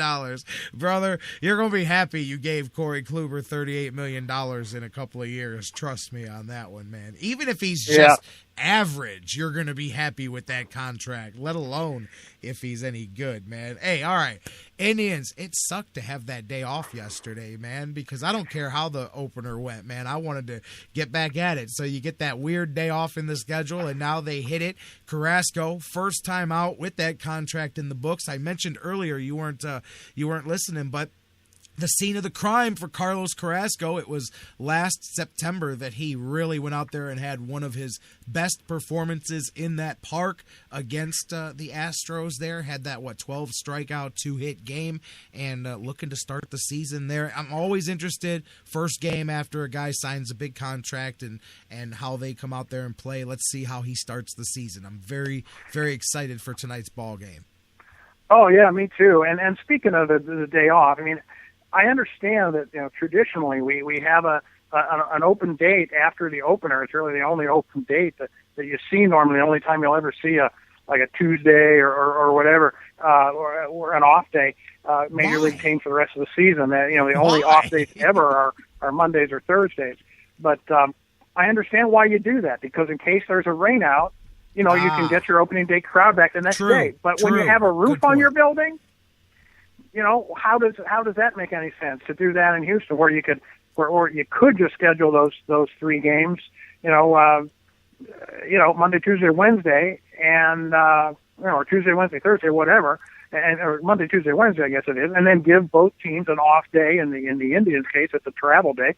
I don't know if the Astros are leaving town after the game tomorrow, but it just didn't make much sense to me to schedule that quote unquote rain out day, that day that covers you for a rain out, when you've got a roof on your building, and there's no possible way you're going to have a rain out. I just didn't get that. I couldn't explain it. My son's like, why? I said, I don't know, because that's what they do. He's like, but why, Dad? I'm like, I don't know why they're off on the day after. I don't know, because they're in Houston. And like you said, man, there was no possible concern, man. I mean, obviously in the cold weather cities, that does make sense, because you get 2 bites at the apple for the home opener there, which makes a lot of sense, especially here in Cleveland. But, yeah, I don't get that. So we had to sit through it Tuesday. Like, I went and looked at the schedule. I'm like, is everybody off today? Is it like, day after opening day, everybody? No, everybody else is playing baseball today, man. What's up with that, man? So, they do schedule that, and I guess that's to some degree a team option. And everybody's got their own criticisms of baseball scheduling, but it is a tremendously complex issue to give everybody what they want, and including 4th of July weekend at home, and Labor Day at home, and everybody can't be playing at home on the weekends or whatever that they'd like to be. But, Cleveland has always had an open date after the opener for obvious reasons. I remember the day that Jacobs Field opened, I had tickets for the second game, and on a Wednesday night. They opened on Monday, and they had a nice, the very first day ever in '94 at Jacobs Field. In fact, I had been at the exhibition game with the Pirates on a Saturday the weekend before, and it was 70 and sunny. I'm driving my 15-year-old son up to the game on Wednesday night for Game 2, and we got up to, coming up from the Akron area, got up to 77 in Rockside, and we were in a whiteout blizzard, and the game was called off. Remember, he was all excited about seeing Ken Griffey and the Mariners, and we ended up going on up anyway, even though by the time we got up to about Rockside Road, I heard on the radio the game was postponed. But snow out in the first week of April in Cleveland in 1994. Remember that, just because it was going to be his first look at the ballpark, and we ended up going up anyway and walking around in the snow and checking out the park from the outside. But that off day after the opener is well understood here, but I just didn't get why they did it in Houston with the roof on the building. No, same here, man, but they did, and we suffered through our Tuesday night with no baseball, no basketball, no nothing to do, a little Monsters hockey, and that didn't go so well either, but that's all right, man. We're back at it. We get to see Carlos Carrasco get out there on the mound tonight. Should be a lot of fun. I'm excited, and, I'm not woe is me. We were talking about it a little bit yesterday. I could not believe Bruce called in. He's like, Jerry, man, I wake up and the news is like, is this going to be all season long? Are the Indians going to be able to score? And I'm like, really? And he's like, I swear, Jerry, I saw it on this channel and that channel. I don't remember the ones, but I'm like, come on. But I did make a comment about how, and I've said this before, and I was very quickly reminded in the first game of the season why I don't go on Twitter, and I won't be on Twitter during the games very much, because from about the second inning on, anytime I would go check my tweets, the game instantly became unenjoyable. And I'm like, why am I doing this? I've been looking forward to this game for 6 months, and I'm going to sit here and watch every pitch. Wow, we're going to swing at every pitch and miss. We're going to strike out at everything. Wow, this guy sucks again this year. And I'm like, wow, it's his first at bat, and he's already not worth his money again this year too. And I can't do that. I cannot be that guy, man. But yeah, well, I hear you. You're right, and it's a marathon, not a sprint. And I wanted to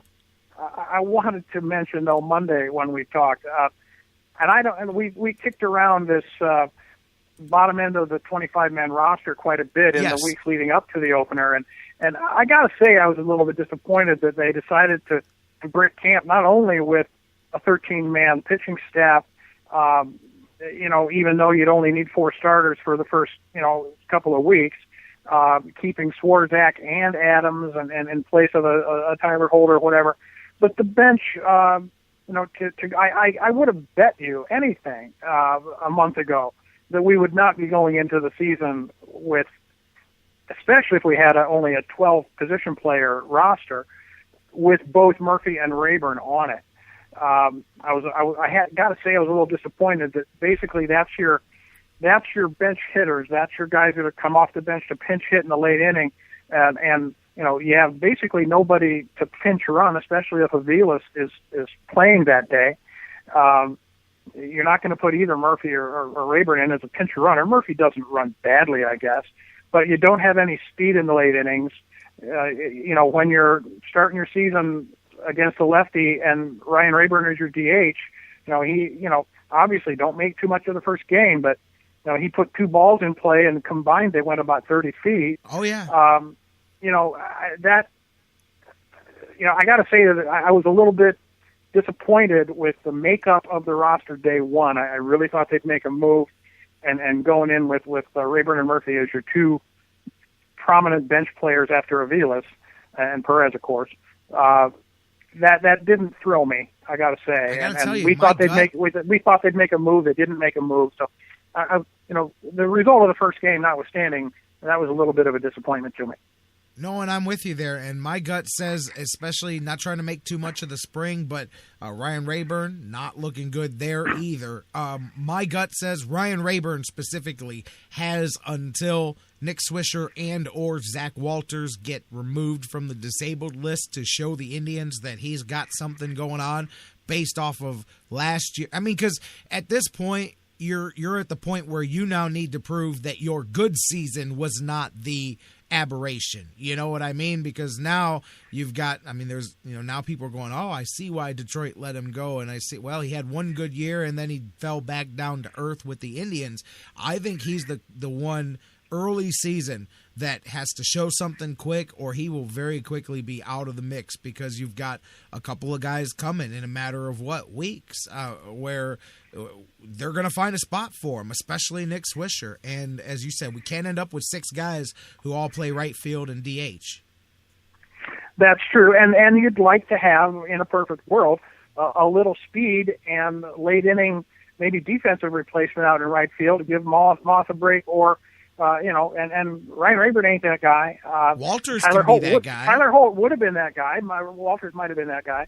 And a little bit of youth, a little bit of speed, a little bit of energy off the bench, maybe late innings and or defensive replacement and or pinch running. That's where I was hoping to see a fresh face on the roster that might give you some of those attributes that I don't think right now they have. And I'm sure there's a plan, and I'm sure that Tito's got all the good reasons. He's forgotten more baseball than I'll ever know, et cetera, et cetera. But, I got to say I was a little bit underwhelmed with the final makeup of those last few spots, and we'll leave it at that. Oh, I'm with you. And I honestly think that maybe that there's still, they're in the, opening day, not the target mode thing. Because like I said, really, you've got a couple of guys, and Swisher especially, I think within 2 weeks, I think he ends up, unless he has a setback. They're going to, it's not going to be that long. Walters, I don't know. His is probably a bit more, because his is an actual current injury rather than when they feel he's ready to go. I think that plays a part in it too. I was shocked though. When it was, I'm like, come on. The one person all of us all week long said was not going to get the roster spot was the guy who did. And I'm like, man, were we all just looking at it wrong? Because they just said, you guys are all overthinking this because we just went ahead and put Adams on the team, and that left me scratching my head a little bit too. Well, we'll find out. And like you say, things change quickly, and roster moves are made with regularity. We'll probably not be looking much the same by the 1st of May, let alone later on in the year. So have faith in Tito and the decision makers, and we'll see how it plays out. And, the first time Ryan Rayburn hits a game-winning home run or maybe hits the ball out of the infield, maybe the din dies down a little bit, and people aren't quite so up in arms about it. I want to say I'm up in arms. I was a little disappointed, obviously, in his 2 10-footers the other night that he hit. Goodness, but couple of tappers back. But you know what? The other thing too, Rayburn, Murphy, both of those guys have been, people have said, oh, well, maybe there's something they do with them. It's a lot easier to move a guy when he's on the roster than when he's in AAA too. His value is slightly less when you've told the world that you're sending him down to AAA. I'm just saying, there's all kind. Who knows where the next couple of weeks could go? I think we all agreed that where the roster settled out to start the opening day was not where it was going to be a month into the season. So I think we know that the first few weeks are going to be a work in progress here. Right. By the way, who are the Indians facing tonight as Houston's starter? Scott Feldman taking the mound. So you got a right-hander on the mound for those of you guys that want to start in that direction. They've at least got no lefty on the mound here. But, yeah, it's Scott Feldman and Carlos Carrasco tonight. And then they've got an interesting, what is it, Wojciechowski? Is that the guy's name that's starting tomorrow night for the As? I'll pull it up for you here. I was like, yeah, Asher Wojciechowski against Trevor Bauer tomorrow night in the third game of the series. Sounds good. Yeah, it's going to be fun. I like that's a huge park out there, and you're not expecting really a lot of long balls or anything, but just be nice to see the tried hitter square some up tonight and put some crooked numbers on the board. That would be nice. That would be very nice. I got to go back to the name. I said this Monday or yesterday, I should say.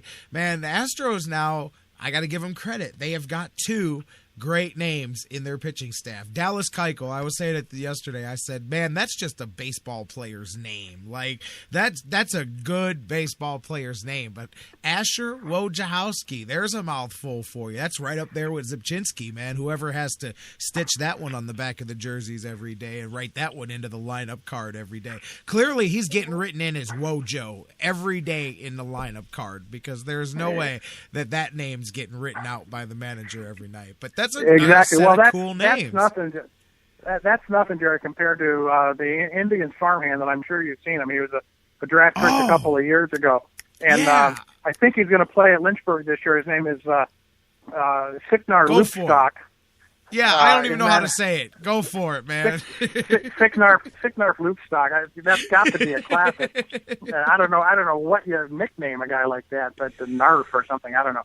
Oh, man. But, yeah, the all-name team for sure over there. By the way, Astros, they've got some great players that sort of been laboring in obscurity here. I mean, everybody found out last year who Altuve is, but George Springer, I mean, here's a guy that, I look at that kid, and you know what I think? My comparison for him, and obviously maybe inflating it a little bit, but he's got a Winfield kind of build on him. And he's got that kind of gliding stride and long, lean kid, power, athleticism, covers a lot of ground in the outfield. And I looked at him, and I was just so impressed with him last fall when I started seeing him regularly for the first time. And then, man, he just looks like a player that's got a very, very high ceiling. And just kind of gave me a little bit of a Dave Winfield flashback. Absolutely, man. That kid's he's a rookie, basically. He played one season. That's it. Like he's a legitimate not even a full season. What, he played half a season last year? Yeah, I don't think he had the full season in yet. Yeah, not even. I saw him late last summer at several games, and I thought, wow, this kid is really just got a super high ceiling. And is it Dominguez? Did they get rid of him, the third baseman, or I didn't see him the other night? Is he no longer with them, or what? He was another guy that I thought looked like an up-and-comer. I think the name was Dominguez, a third baseman for him, but I'm not sure what became of him. But they do have a whole roster of, some good-looking young players. Oh, yeah, absolutely. You're talking about Matt Dominguez. No, he's still on the roster. Now, he wasn't playing the other started night, at AAA. He didn't make the opening. Oh, day he didn't make the roster. Okay, interesting. I thought he was maybe a fixture over there because he hit some tape measure jobs last year, and he showed a lot of power, and I thought maybe he would stick. He was sent down Sunday, right before the season started. I just found that. So there you go. That's what happened. But that whole team is like that because that's what they are, a team that scrapped everything and traded for everybody's young prospects, and they've got a whole farm. This is a whole young team coming up together here. They're at that point now where they're just still finding out what they've got. They're still putting the pieces together, identifying the core, if you want to use front office terms, Yeah, that's the way we do it. How much have you seen, by the way, of the new right field? I mean, I'm catching bits and pieces of it over at the ballpark there. Have you been over there yet, or have you seen much? I don't like it. I don't like it. I'm not going to lie. I've been talking to some people about it. I'm not going to go crazy here. I'm not trying to be – look, I don't like getting all crazy about uniforms and stadiums and stuff like that. But just put a team that wins on the field is all that really matters to me. But I will say it looks nothing like the renderings from 6 months ago of how the park was going to look. And I think those big white boxes are ugly, to be honest. I was telling a couple of guys this morning, to me, it reminds me, and this is going to sound cold, but it reminds me of when you look like we've got, malls have gone out of style, in the last 2 decades, but they were the big thing. You had Parmatown. If you've ever been to Parmatown over the years, you know that so many stores closed that instead of leaving empty stores, they build these little fake walls around the stores. So you end up walking through the mall, and it's got all these little fake built wax ball kind of thing.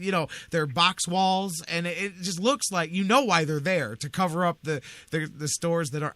To me, I'm like, boy, looks like we got some closed stores up there, and we put some white boxes around them so people can take pictures. I don't like the way it looks. I just don't. I was joking yesterday. I said, man, plaster Chief Wahoo on those boxes or something, man. Just put a big old. I know that's not going to happen, but I don't like it. I don't know about you, but I don't like the way it looks. It's just something about it does not work for me. I see the complaint about the whiteness of it all, the sort of sterile, big swaths of white that you see from a distance.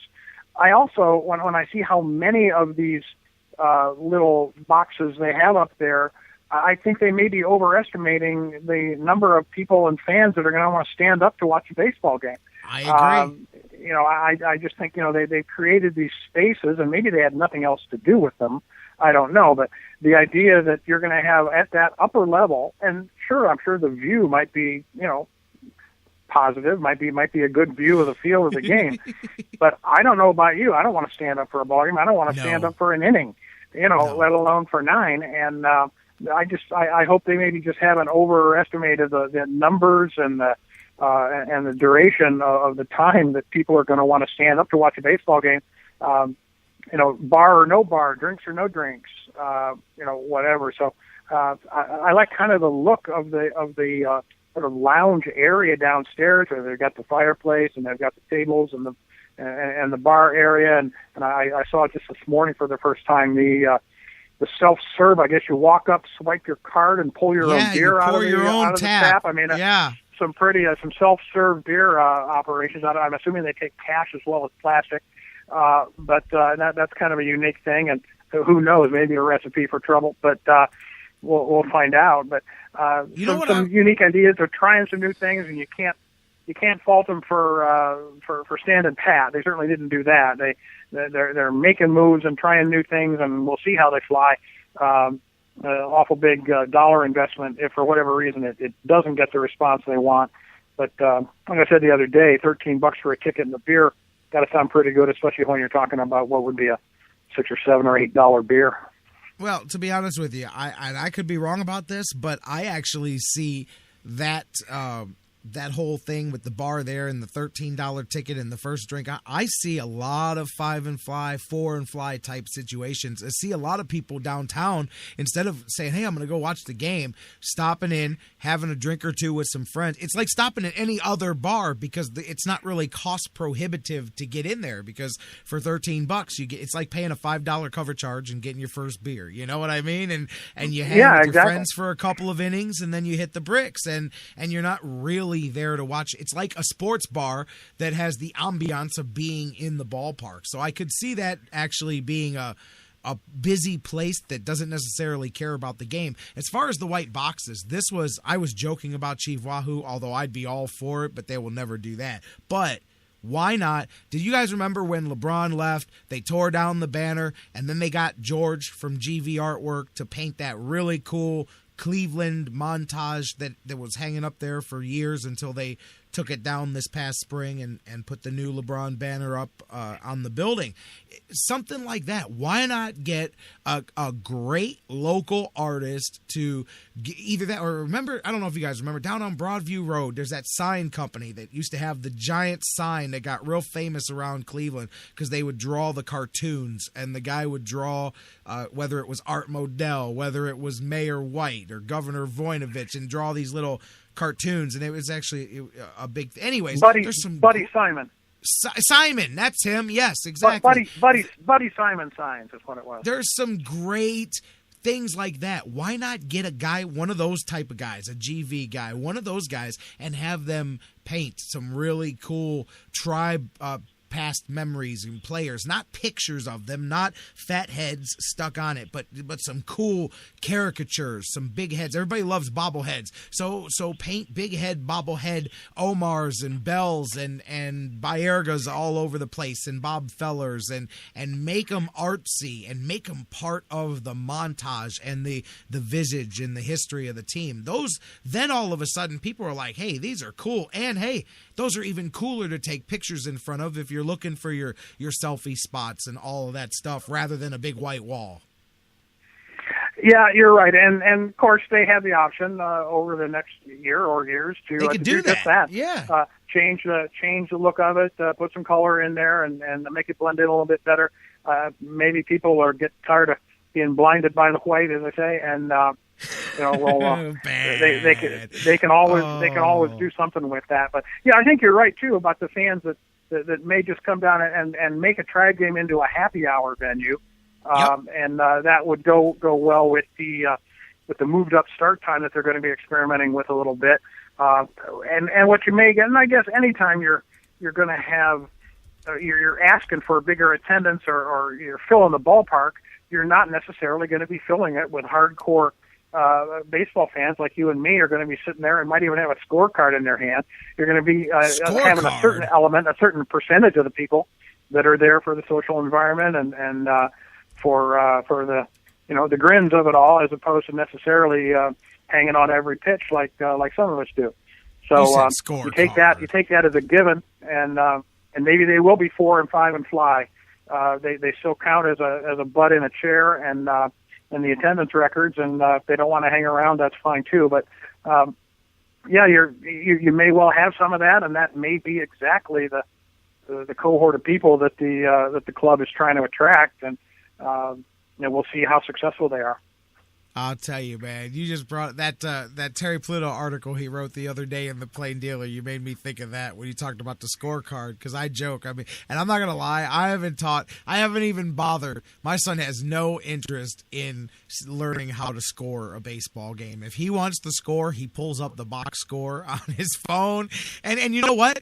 We would have never needed to learn how to score a game either if we could click one button and pull up the box score of the game too. I honestly believe that was, that's a nature of the beast, and that's something that it's not like it's a lost art. I mean, yeah, it's cool for those of us whose dad taught them how to score a game and that still remember, but in all honesty, I mean, that's one of those things that, in the future you go, oh yeah, they used to use rotary telephones, because if they'd have had cell phones, they sure would have chose to use them, but they didn't have them yet, So my son's not interested in learning to score a baseball game at all. Well, that's true, and maybe the kids of today won't ever understand what you mean when you say it was a 6-4-3 double play either. 6-4-3, baby. Or a 1-2-3 double play, or whatever it turns out to be, or that the right fielder's 9 and the shortstop is 6. Maybe they go through life never knowing that. But just like, for example, when you use the expression, you sound like a broken record, they'll have no idea what you're talking about there either. Nope. But let me ask you something. Do you notice in other games, Dan? We're talking about that. Do they still?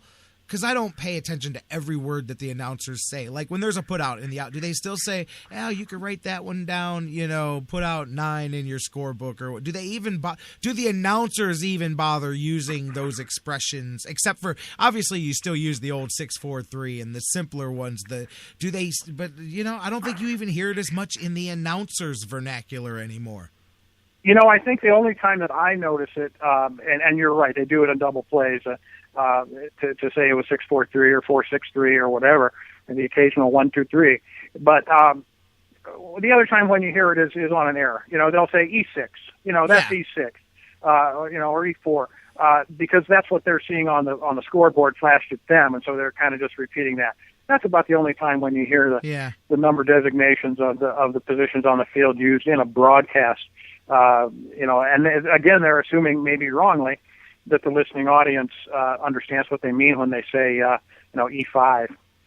I thought that was like learning hieroglyphics. When my dad taught me how to sit down in school, we're just taking people into old Manville now, but man, I just thought that was so cool, man, and it's just so different now. But anyways, you took me back to that because Terry Pluto was talking about that the other day, and how, hey, even though I wouldn't have changed the ballpark this way, they seem to think that this is going to work, and you got to look at it that way. I'm all about it working for everybody, and we'll see, but I think that they're going to quickly see. I know on our end, the biggest complaint we got are those white boxes. I have no doubt if nothing else gets changed after this season, they'll, if nothing else, paint those things green. If not, go with I'm sure I'm not the first person that thought of putting up the montage of great Indians moments or something like that. So, you could always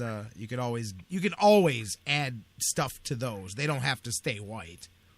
Yeah, well, I'll guarantee you this. My wife and I were talking about this morning, talking about the plans for Friday and things. It looks like the weather's looking up a little bit, and we're trying to decide whether we want to drive downtown and hunt forever for a parking place, or if we want to maybe just catch the rapid like we did last year and go in on what's bound to be a crowded RTA, just like it was last year. But I figure if the earlier we go, the maybe we might be able to avoid a little bit of the crowded RTA situation.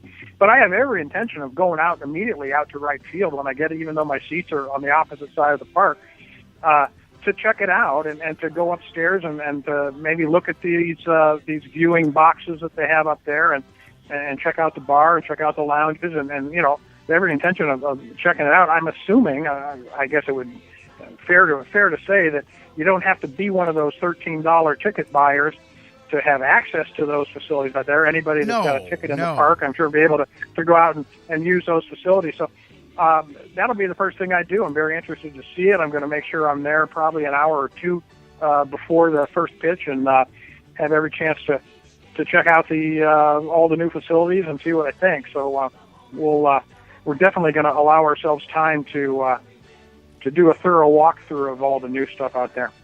Oh, yeah, same here. I haven't been able to go. The couple of times they've invited me out to come check it out, it's always during the show, and I haven't been able to go, so I'm definitely going to do all that. Matter of fact, you just reminded me, I was going to try to run the show Friday. Like, I had no intention of not doing a show Friday until I started to do it logistically. I started talking to guys about coming. Everybody's going.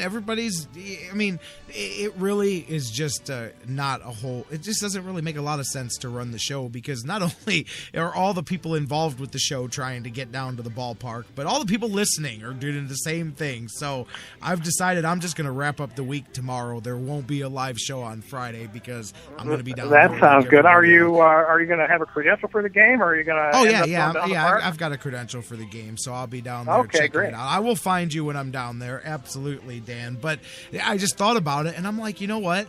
2 o'clock, 2:30 at the earliest, we're getting off the air. Nobody's listening live, which is fine. There's always replays, but and then trying to hustle down with that traffic and make the game. I'm not trying to get down there in the 6th inning, so.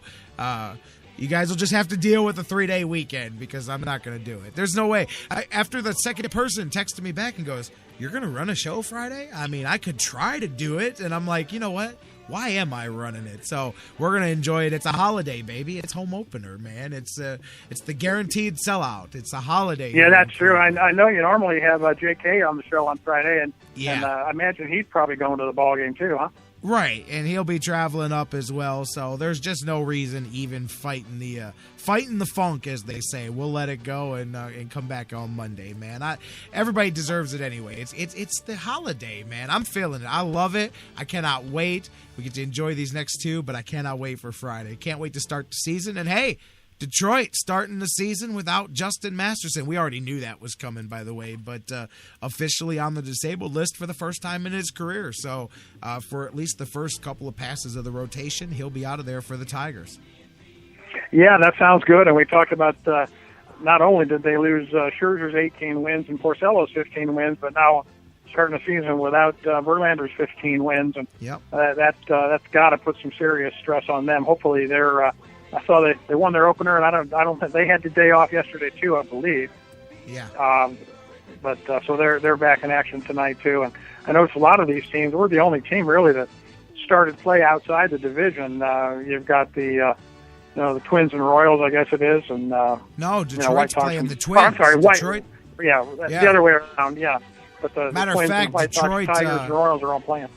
Yeah, Tigers are getting ready to blow that one open. They're up 2-0 on the Twins, but they've got the bases loaded with one out right now, so they may be getting ready for a big inning there in the bottom of the third. But the one thing you got to say about the Tigers is we say, well, maybe this is a bad sign losing all that pitching is all you got to do is realize that no matter where they sit in July, they're one of those teams that have the money, the wherewithal, and the resources to fix it. You know, they can always make the move that no other team is willing to make, and that's what will keep them an X factor no matter what happens, unless they just have one of those everybody gets old seasons all at the same time, which is not going to happen. So yeah, you're right. In fact, there were a lot of people that were there were a lot of folks that were very surprised the other day when because it's no secret that they're in the market for a closer, and they can't go through another season with Joe Nathan, and they signed Soria, try to reclaim him a little bit. But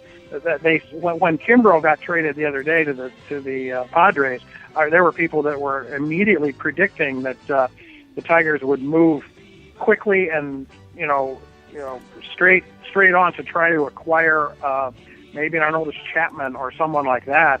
To make a splash and land a closer before the season started. They didn't end up doing that, but that's exactly the kind of move that you're talking about, that they're very likely to make, maybe sooner instead of later, but certainly by midsummer, especially if Joe Nathan is still bringing the gas can to the mound in the late innings like he did so many times last year. Tiger fans that I knew and people I follow on Twitter were just beside themselves last year with the way that their closer situation was going, and so yeah, well, that's the kind of move that they're likely to make. Dan Wismar, my man, with us every Monday and Wednesday here. Great conversation as always. Ready for some Indians baseball tonight. Carlos Carrasco tomorrow. Trevor Bauer as we see 2 and 3 in the rotation, and then Friday coming home. They're coming home. Cannot wait. Home opener for the Cleveland Indians. Dan, have a great... Hey, by the way, what'd you think of that national title game the other day, man? Duke able to pull it out. Wisconsin, man, I thought they were going to do it, and then Duke, hey, they showed the whatever you want to say, fortitude to come back from a 9-point deficit and hold off to win that game, man, and congratulations to Coach K. But what did you think watching it? Yeah, well, we wondered before the game whether they'd be able to crank themselves back up after beating Kentucky, and it seemed to me at least I think they just a little bit ran out of gas right down the stretch. They failed to execute. I think they got hurt all game long, the Badgers, that is, with Sam Decker just not being there. I don't think they utilized him enough coming down the stretch, but geez, he was 0 for 5 from 3 in the first half, and his shot, he was throwing air balls, and he was throwing, nothing was close for him. He just had a bad game. It happens, but you don't want to have it happen in prime time in the national title game. I heard someone say that Kaminsky was the best player on the field, but on the floor, but Duke had more of the best players. They had more than one great player, and of course, it was the coming out party for Grayson Allen, and that kid was unconscious when the lights were brightest. So yeah, give them credit. Too, I think man. The Badgers just they wilted a little bit down the stretch. They didn't execute their offense really the whole second half, and especially in the last 5 or 6 minutes. And that's all it took in a close game to let Duke pull away a little bit, and then they're a good enough team and disciplined enough team to hang in there down the stretch. So yeah, congratulations to them. We wanted to have a Big Ten sweep in the two big sports this year. It didn't happen, but Big Ten represented well in the tournament. You saw that defense we were talking about. Those final 5-6 minutes when Duke needed to, they put it on. Wisconsin was taking ugly shots. I mean, a couple of shot clock violations where I'm like, wow, that's so uncharacteristic of that team. And we talked about Duke taking it to another level defensively, and they did there. But it was a good one, and it was a great end to a great basketball tournament for sure. Now we got to wait a whole nother year for this thing again, man. But that's it was right. a good one hey, this listen, year. before I get out of here, let me if I can have one shameless plug. No. I just started as a contributor to a new writing home for me. There's a relatively new website called EverybodyHatesCleveland.com. Okay. And I'm a little bit conflicted about the name of the website, but obviously it's tongue in cheek. Good. I like good those bunch guys. of writers. I like those guys, man. Yeah, I've Several checked of the out guys. some of their This is a stuff. guy named Jim Pete who used to Jim work Pete. with Tony Lastoria. Yeah. Tony Lastoria over at Indians Insider. Jim's got a bunch of guys together. Al Chimichella's cross-posting there from the Diatribe. Adam Burke from Cleveland Fan is there. A couple other guys.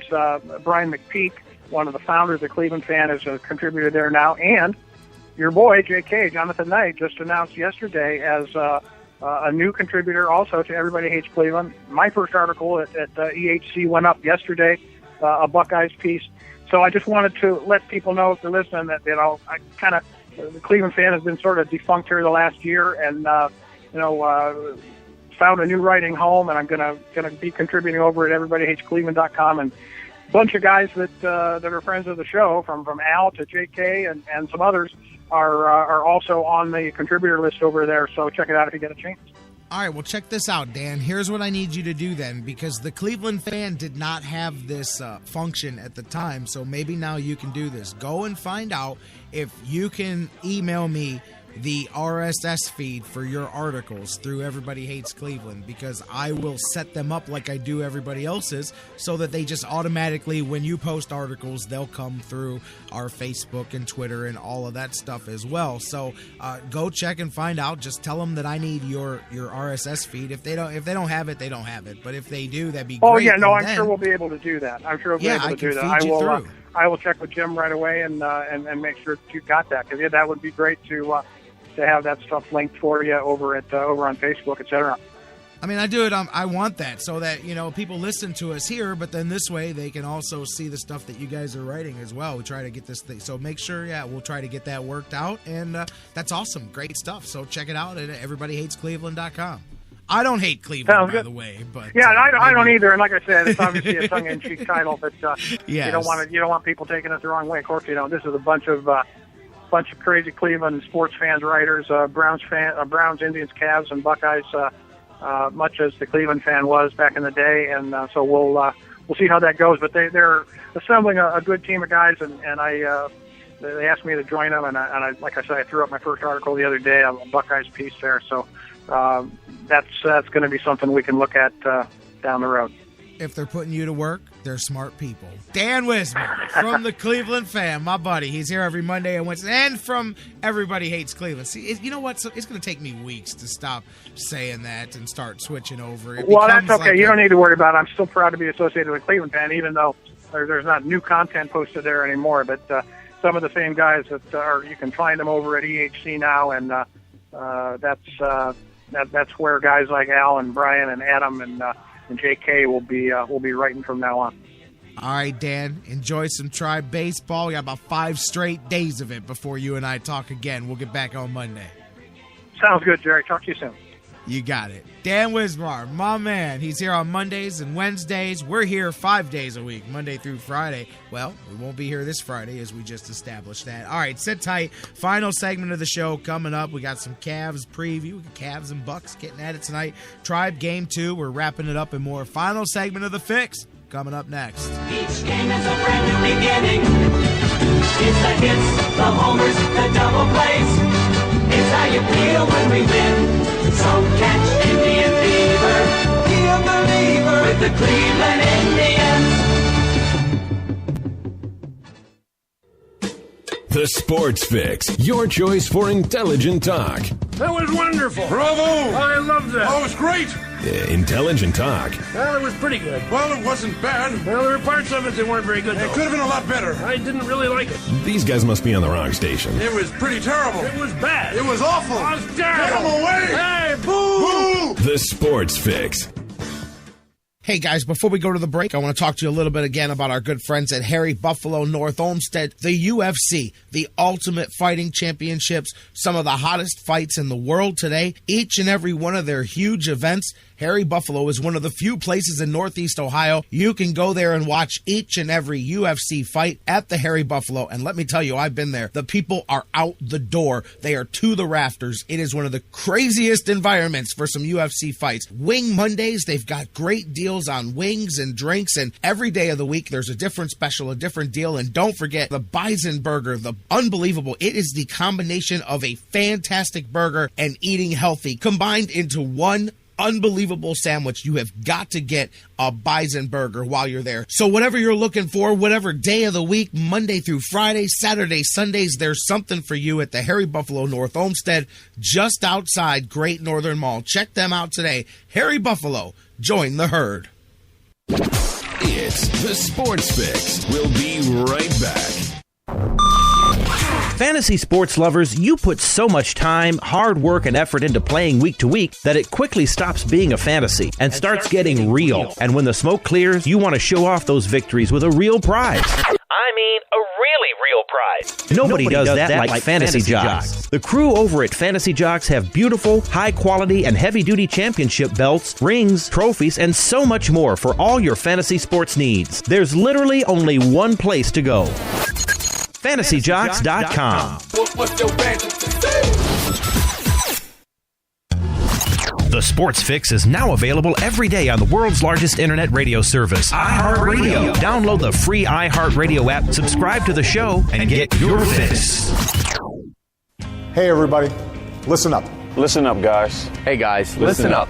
No one should ever hit a woman. Not their wife, not their girlfriend, not their date. No woman should have to fear violence. Especially not from someone they know and trust. But that's the reality for too many women. We have to change it. It's up to each of us, because even one is too many. Violence against women hurts all of us. Growing up, I was ashamed and afraid of my father when he abused my mom. The worst abuse of power is when a man raises his hand to hurt a woman. We all have to take responsibility. So if you see someone threatening a woman, step up, speak out, and get help. Dating violence hurts all of us. So step up and help end it. Because one is too many. One is too many. One is too many. One is too many. End the violence. Because it's wrong. Because one is too many.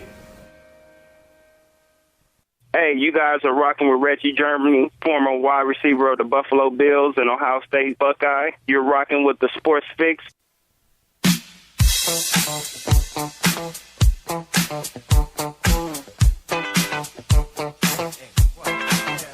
Oh, what you gonna do? You wanna get down? Tell me. Oh, what you gonna do? Do you wanna get down? Oh, what you gonna do? You wanna get down? Welcome back to the Sports Fix as we wrap things up here for the day and get ready for setting the stage here. Tomorrow, it'll be the final show of the week here, Thursday edition of the Sports Fix. John McMullen from the Sports Network will be here tomorrow. Mike Brandenberry from DidTheTribeWinLastNight.com. He'll be in the house as well tomorrow as we talk some Indians baseball with Mike, see how he's feeling about the initial foray into the season. We'll talk with John as well about the latest around the NFL and the Browns and doing all the things to wrap up the week and get you ready. Of course, Friday we won't be here. Home opener for the Cleveland Indians, and I'll be there. Hopefully looking forward to meeting a bunch of you guys while we're there, too. Welcome back into the Sports Fix. J-Rocc here, as I said, wrapping it up for the day, looking at what's coming up tonight. You got the Cavaliers getting back in action against the Milwaukee Bucks. I'll tell you what, too. Cavaliers, as they're looking to one more victory here in any one of these next couple of games, locks things up. You'd like to just get it done here tonight as far as the second seed in the Eastern Conference and gets you all set to rest a couple of guys for the last few games of the season, which is what the Cavs are hoping to do here and mix up, resting guys and still being able to hit the playoffs sharp. But, Milwaukee, that's a squad that's going to be fighting tonight because they have played themselves into a tenuous spot as well. They appear to be close to locking up, although they still have not guaranteed themselves a playoff spot as they are in the 6th spot right now, but they're only 3 games up on Boston, 3.5 on Miami, 4 on Indiana, and 5 on Charlotte with 6 games to go for those guys. So, or 5 games to go, for the Milwaukee Bucks. So a win for them tonight gets them one step closer to clinching a playoff spot for them. A loss allows them to continue to sit out there. That whole bottom of the East, Milwaukee, Brooklyn, Boston, Miami, Indiana, they're all scrunched together. Right now, they keep flip-flopping back and forth. Miami sits a half game back of the 8th spot right now. Boston at 23 games back from the leading Atlanta Hawks. Miami Heat a half game back, but the Pacers just a game back and 2 back for Charlotte. So for the final 5 games, I mean, literally 3 games separates 7, 8, 9, 10, and 11, and 4 games separates 6, 7, 8, 9, 10, and 11. So there's a lot at play there. And remember, whichever team ends up at 2 or at 7 is going to be the team against the hardwood from the Cavaliers. And there's a lot in play there because right now, any one of 4 teams could end up being in that 7th spot. I don't see Charlotte getting that high up, but Brooklyn, Boston, Miami, Indiana, all within 2 games of being that 7th seed. And they've got all big games as well tonight. Those teams coming down there. Boston taking on Detroit. Detroit looking to play spoiler there for them. Knock them out of the playoffs. Of course, looking around, Brooklyn, no good for them. They're running into a steamroller in the Atlanta Hawks, 58-19 heading into tonight's game. Pacers have probably the most fortuitous matchup for themselves out of those groupings when they take on the New York Knicks tonight. And, of course, over in the Western Conference, by the way, that final playoff spot, the only one that's up, and it's going to be a dogfight. Right now, Oklahoma City trails a half a game behind the New Orleans Pelicans as these 2 teams are going to just go nip and tuck along the way. Tough loss now, 4 in a row for Oklahoma City. They are trying to overcome the injuries, overcome everything, and get that 8th playoff spot. New Orleans trying to hold them off. They got a tough challenge here tonight as they've got Memphis. That's a tough one there. You've got the 3rd-seeded Memphis Grizzlies. But the top 7 all locked in the Western Conference. It is simply a battle. New Orleans and Oklahoma City. Technically, Phoenix has an outside shot. They're 3.5 games back with 4 to play for them, but the next win for Oklahoma City or New Orleans would knock Phoenix out of contention. It's basically a 2-horse race there. Some big games tonight, and then the Cavaliers here, as we were getting back around to that, taking on Milwaukee, and it's another chance for them to lock that up, seal it up, and start marching towards the playoffs. It'll be an interesting matchup tonight to see what kind of effort is brought on both sides of the ball. As the Cavaliers know, with a victory, they lock up what they want, which is the Central Division and the number 2 seed in the Eastern Conference. These are the important little steps along the way. It's so easy to take them for granted, and hopefully the Cavs, they keep saying the right things about not taking these final games and these final opportunities to get ready for the playoffs for granted. Here's another one, because you got a team that needs to win. I mean, I guess they could tell themselves that they don't, but then they'll find themselves playing their way right out. They've been on a bad streak to begin, have the Bucks, so. And that shows you, too. We looked at the good side of the trades and the Cavs turning things around. You change the chemistry the wrong way, and that's what happens to a team like the Bucks, even if I do like the job Jason Kidd was doing coaching those guys. Cavs and the Bucks getting at it tonight. 8 p.m. is the tip-off for that one. It'll be an interesting game. At the same time, you got some Indians baseball happening tonight. Just 10 minutes later, they'll drop the first pitch. Cleveland and Houston going at it. Game 2 of the regular season. Scott Feldman for the Astros. Carlos Cookie Carrasco taking the bump for the Cleveland Indians. It'll be a lot of fun tonight. If you got the doubleheader going on, you got the picture-in-picture, whatever it is, it's going to be a great one. You got some Cavs and some simultaneous Indians all going on tonight at the same time. Lots of other stuff, too. We'll be back here tomorrow, as I was saying, talking about all of that. We'll have John McMullen from the Sports Network here. We'll get Mike Brandenberry from DidTheTribeWinLastNight.com in on the conversation. We'll set the stage for your weekend. Tomorrow's tomorrow. This, however, is the end of today, guys. Let's not look too far ahead when we've got a couple of great games to watch tonight. Cavs and the Bucks at 8, Indians and the Astros at 8:10. Enjoy it, guys. Or whatever else your sport of choice may be tonight, and get back here tomorrow. Same bat time, same bat channel, live at noon across the Sports Fix Radio Network. We love you, Cleveland and beyond. Have a great time tonight. Push through that hump day. We'll see you tomorrow, Daddy, right here on the Sports Fix. Midwest best, this is MGK's, yeah. Shouts out to St. Clair, Uptown, yes, y'all. Heading to the flex, get it popping up with Steph Flaws. Whole state monster, this the home of King James. We are not the empire, but this is where the kings play. Cleveland, let's go.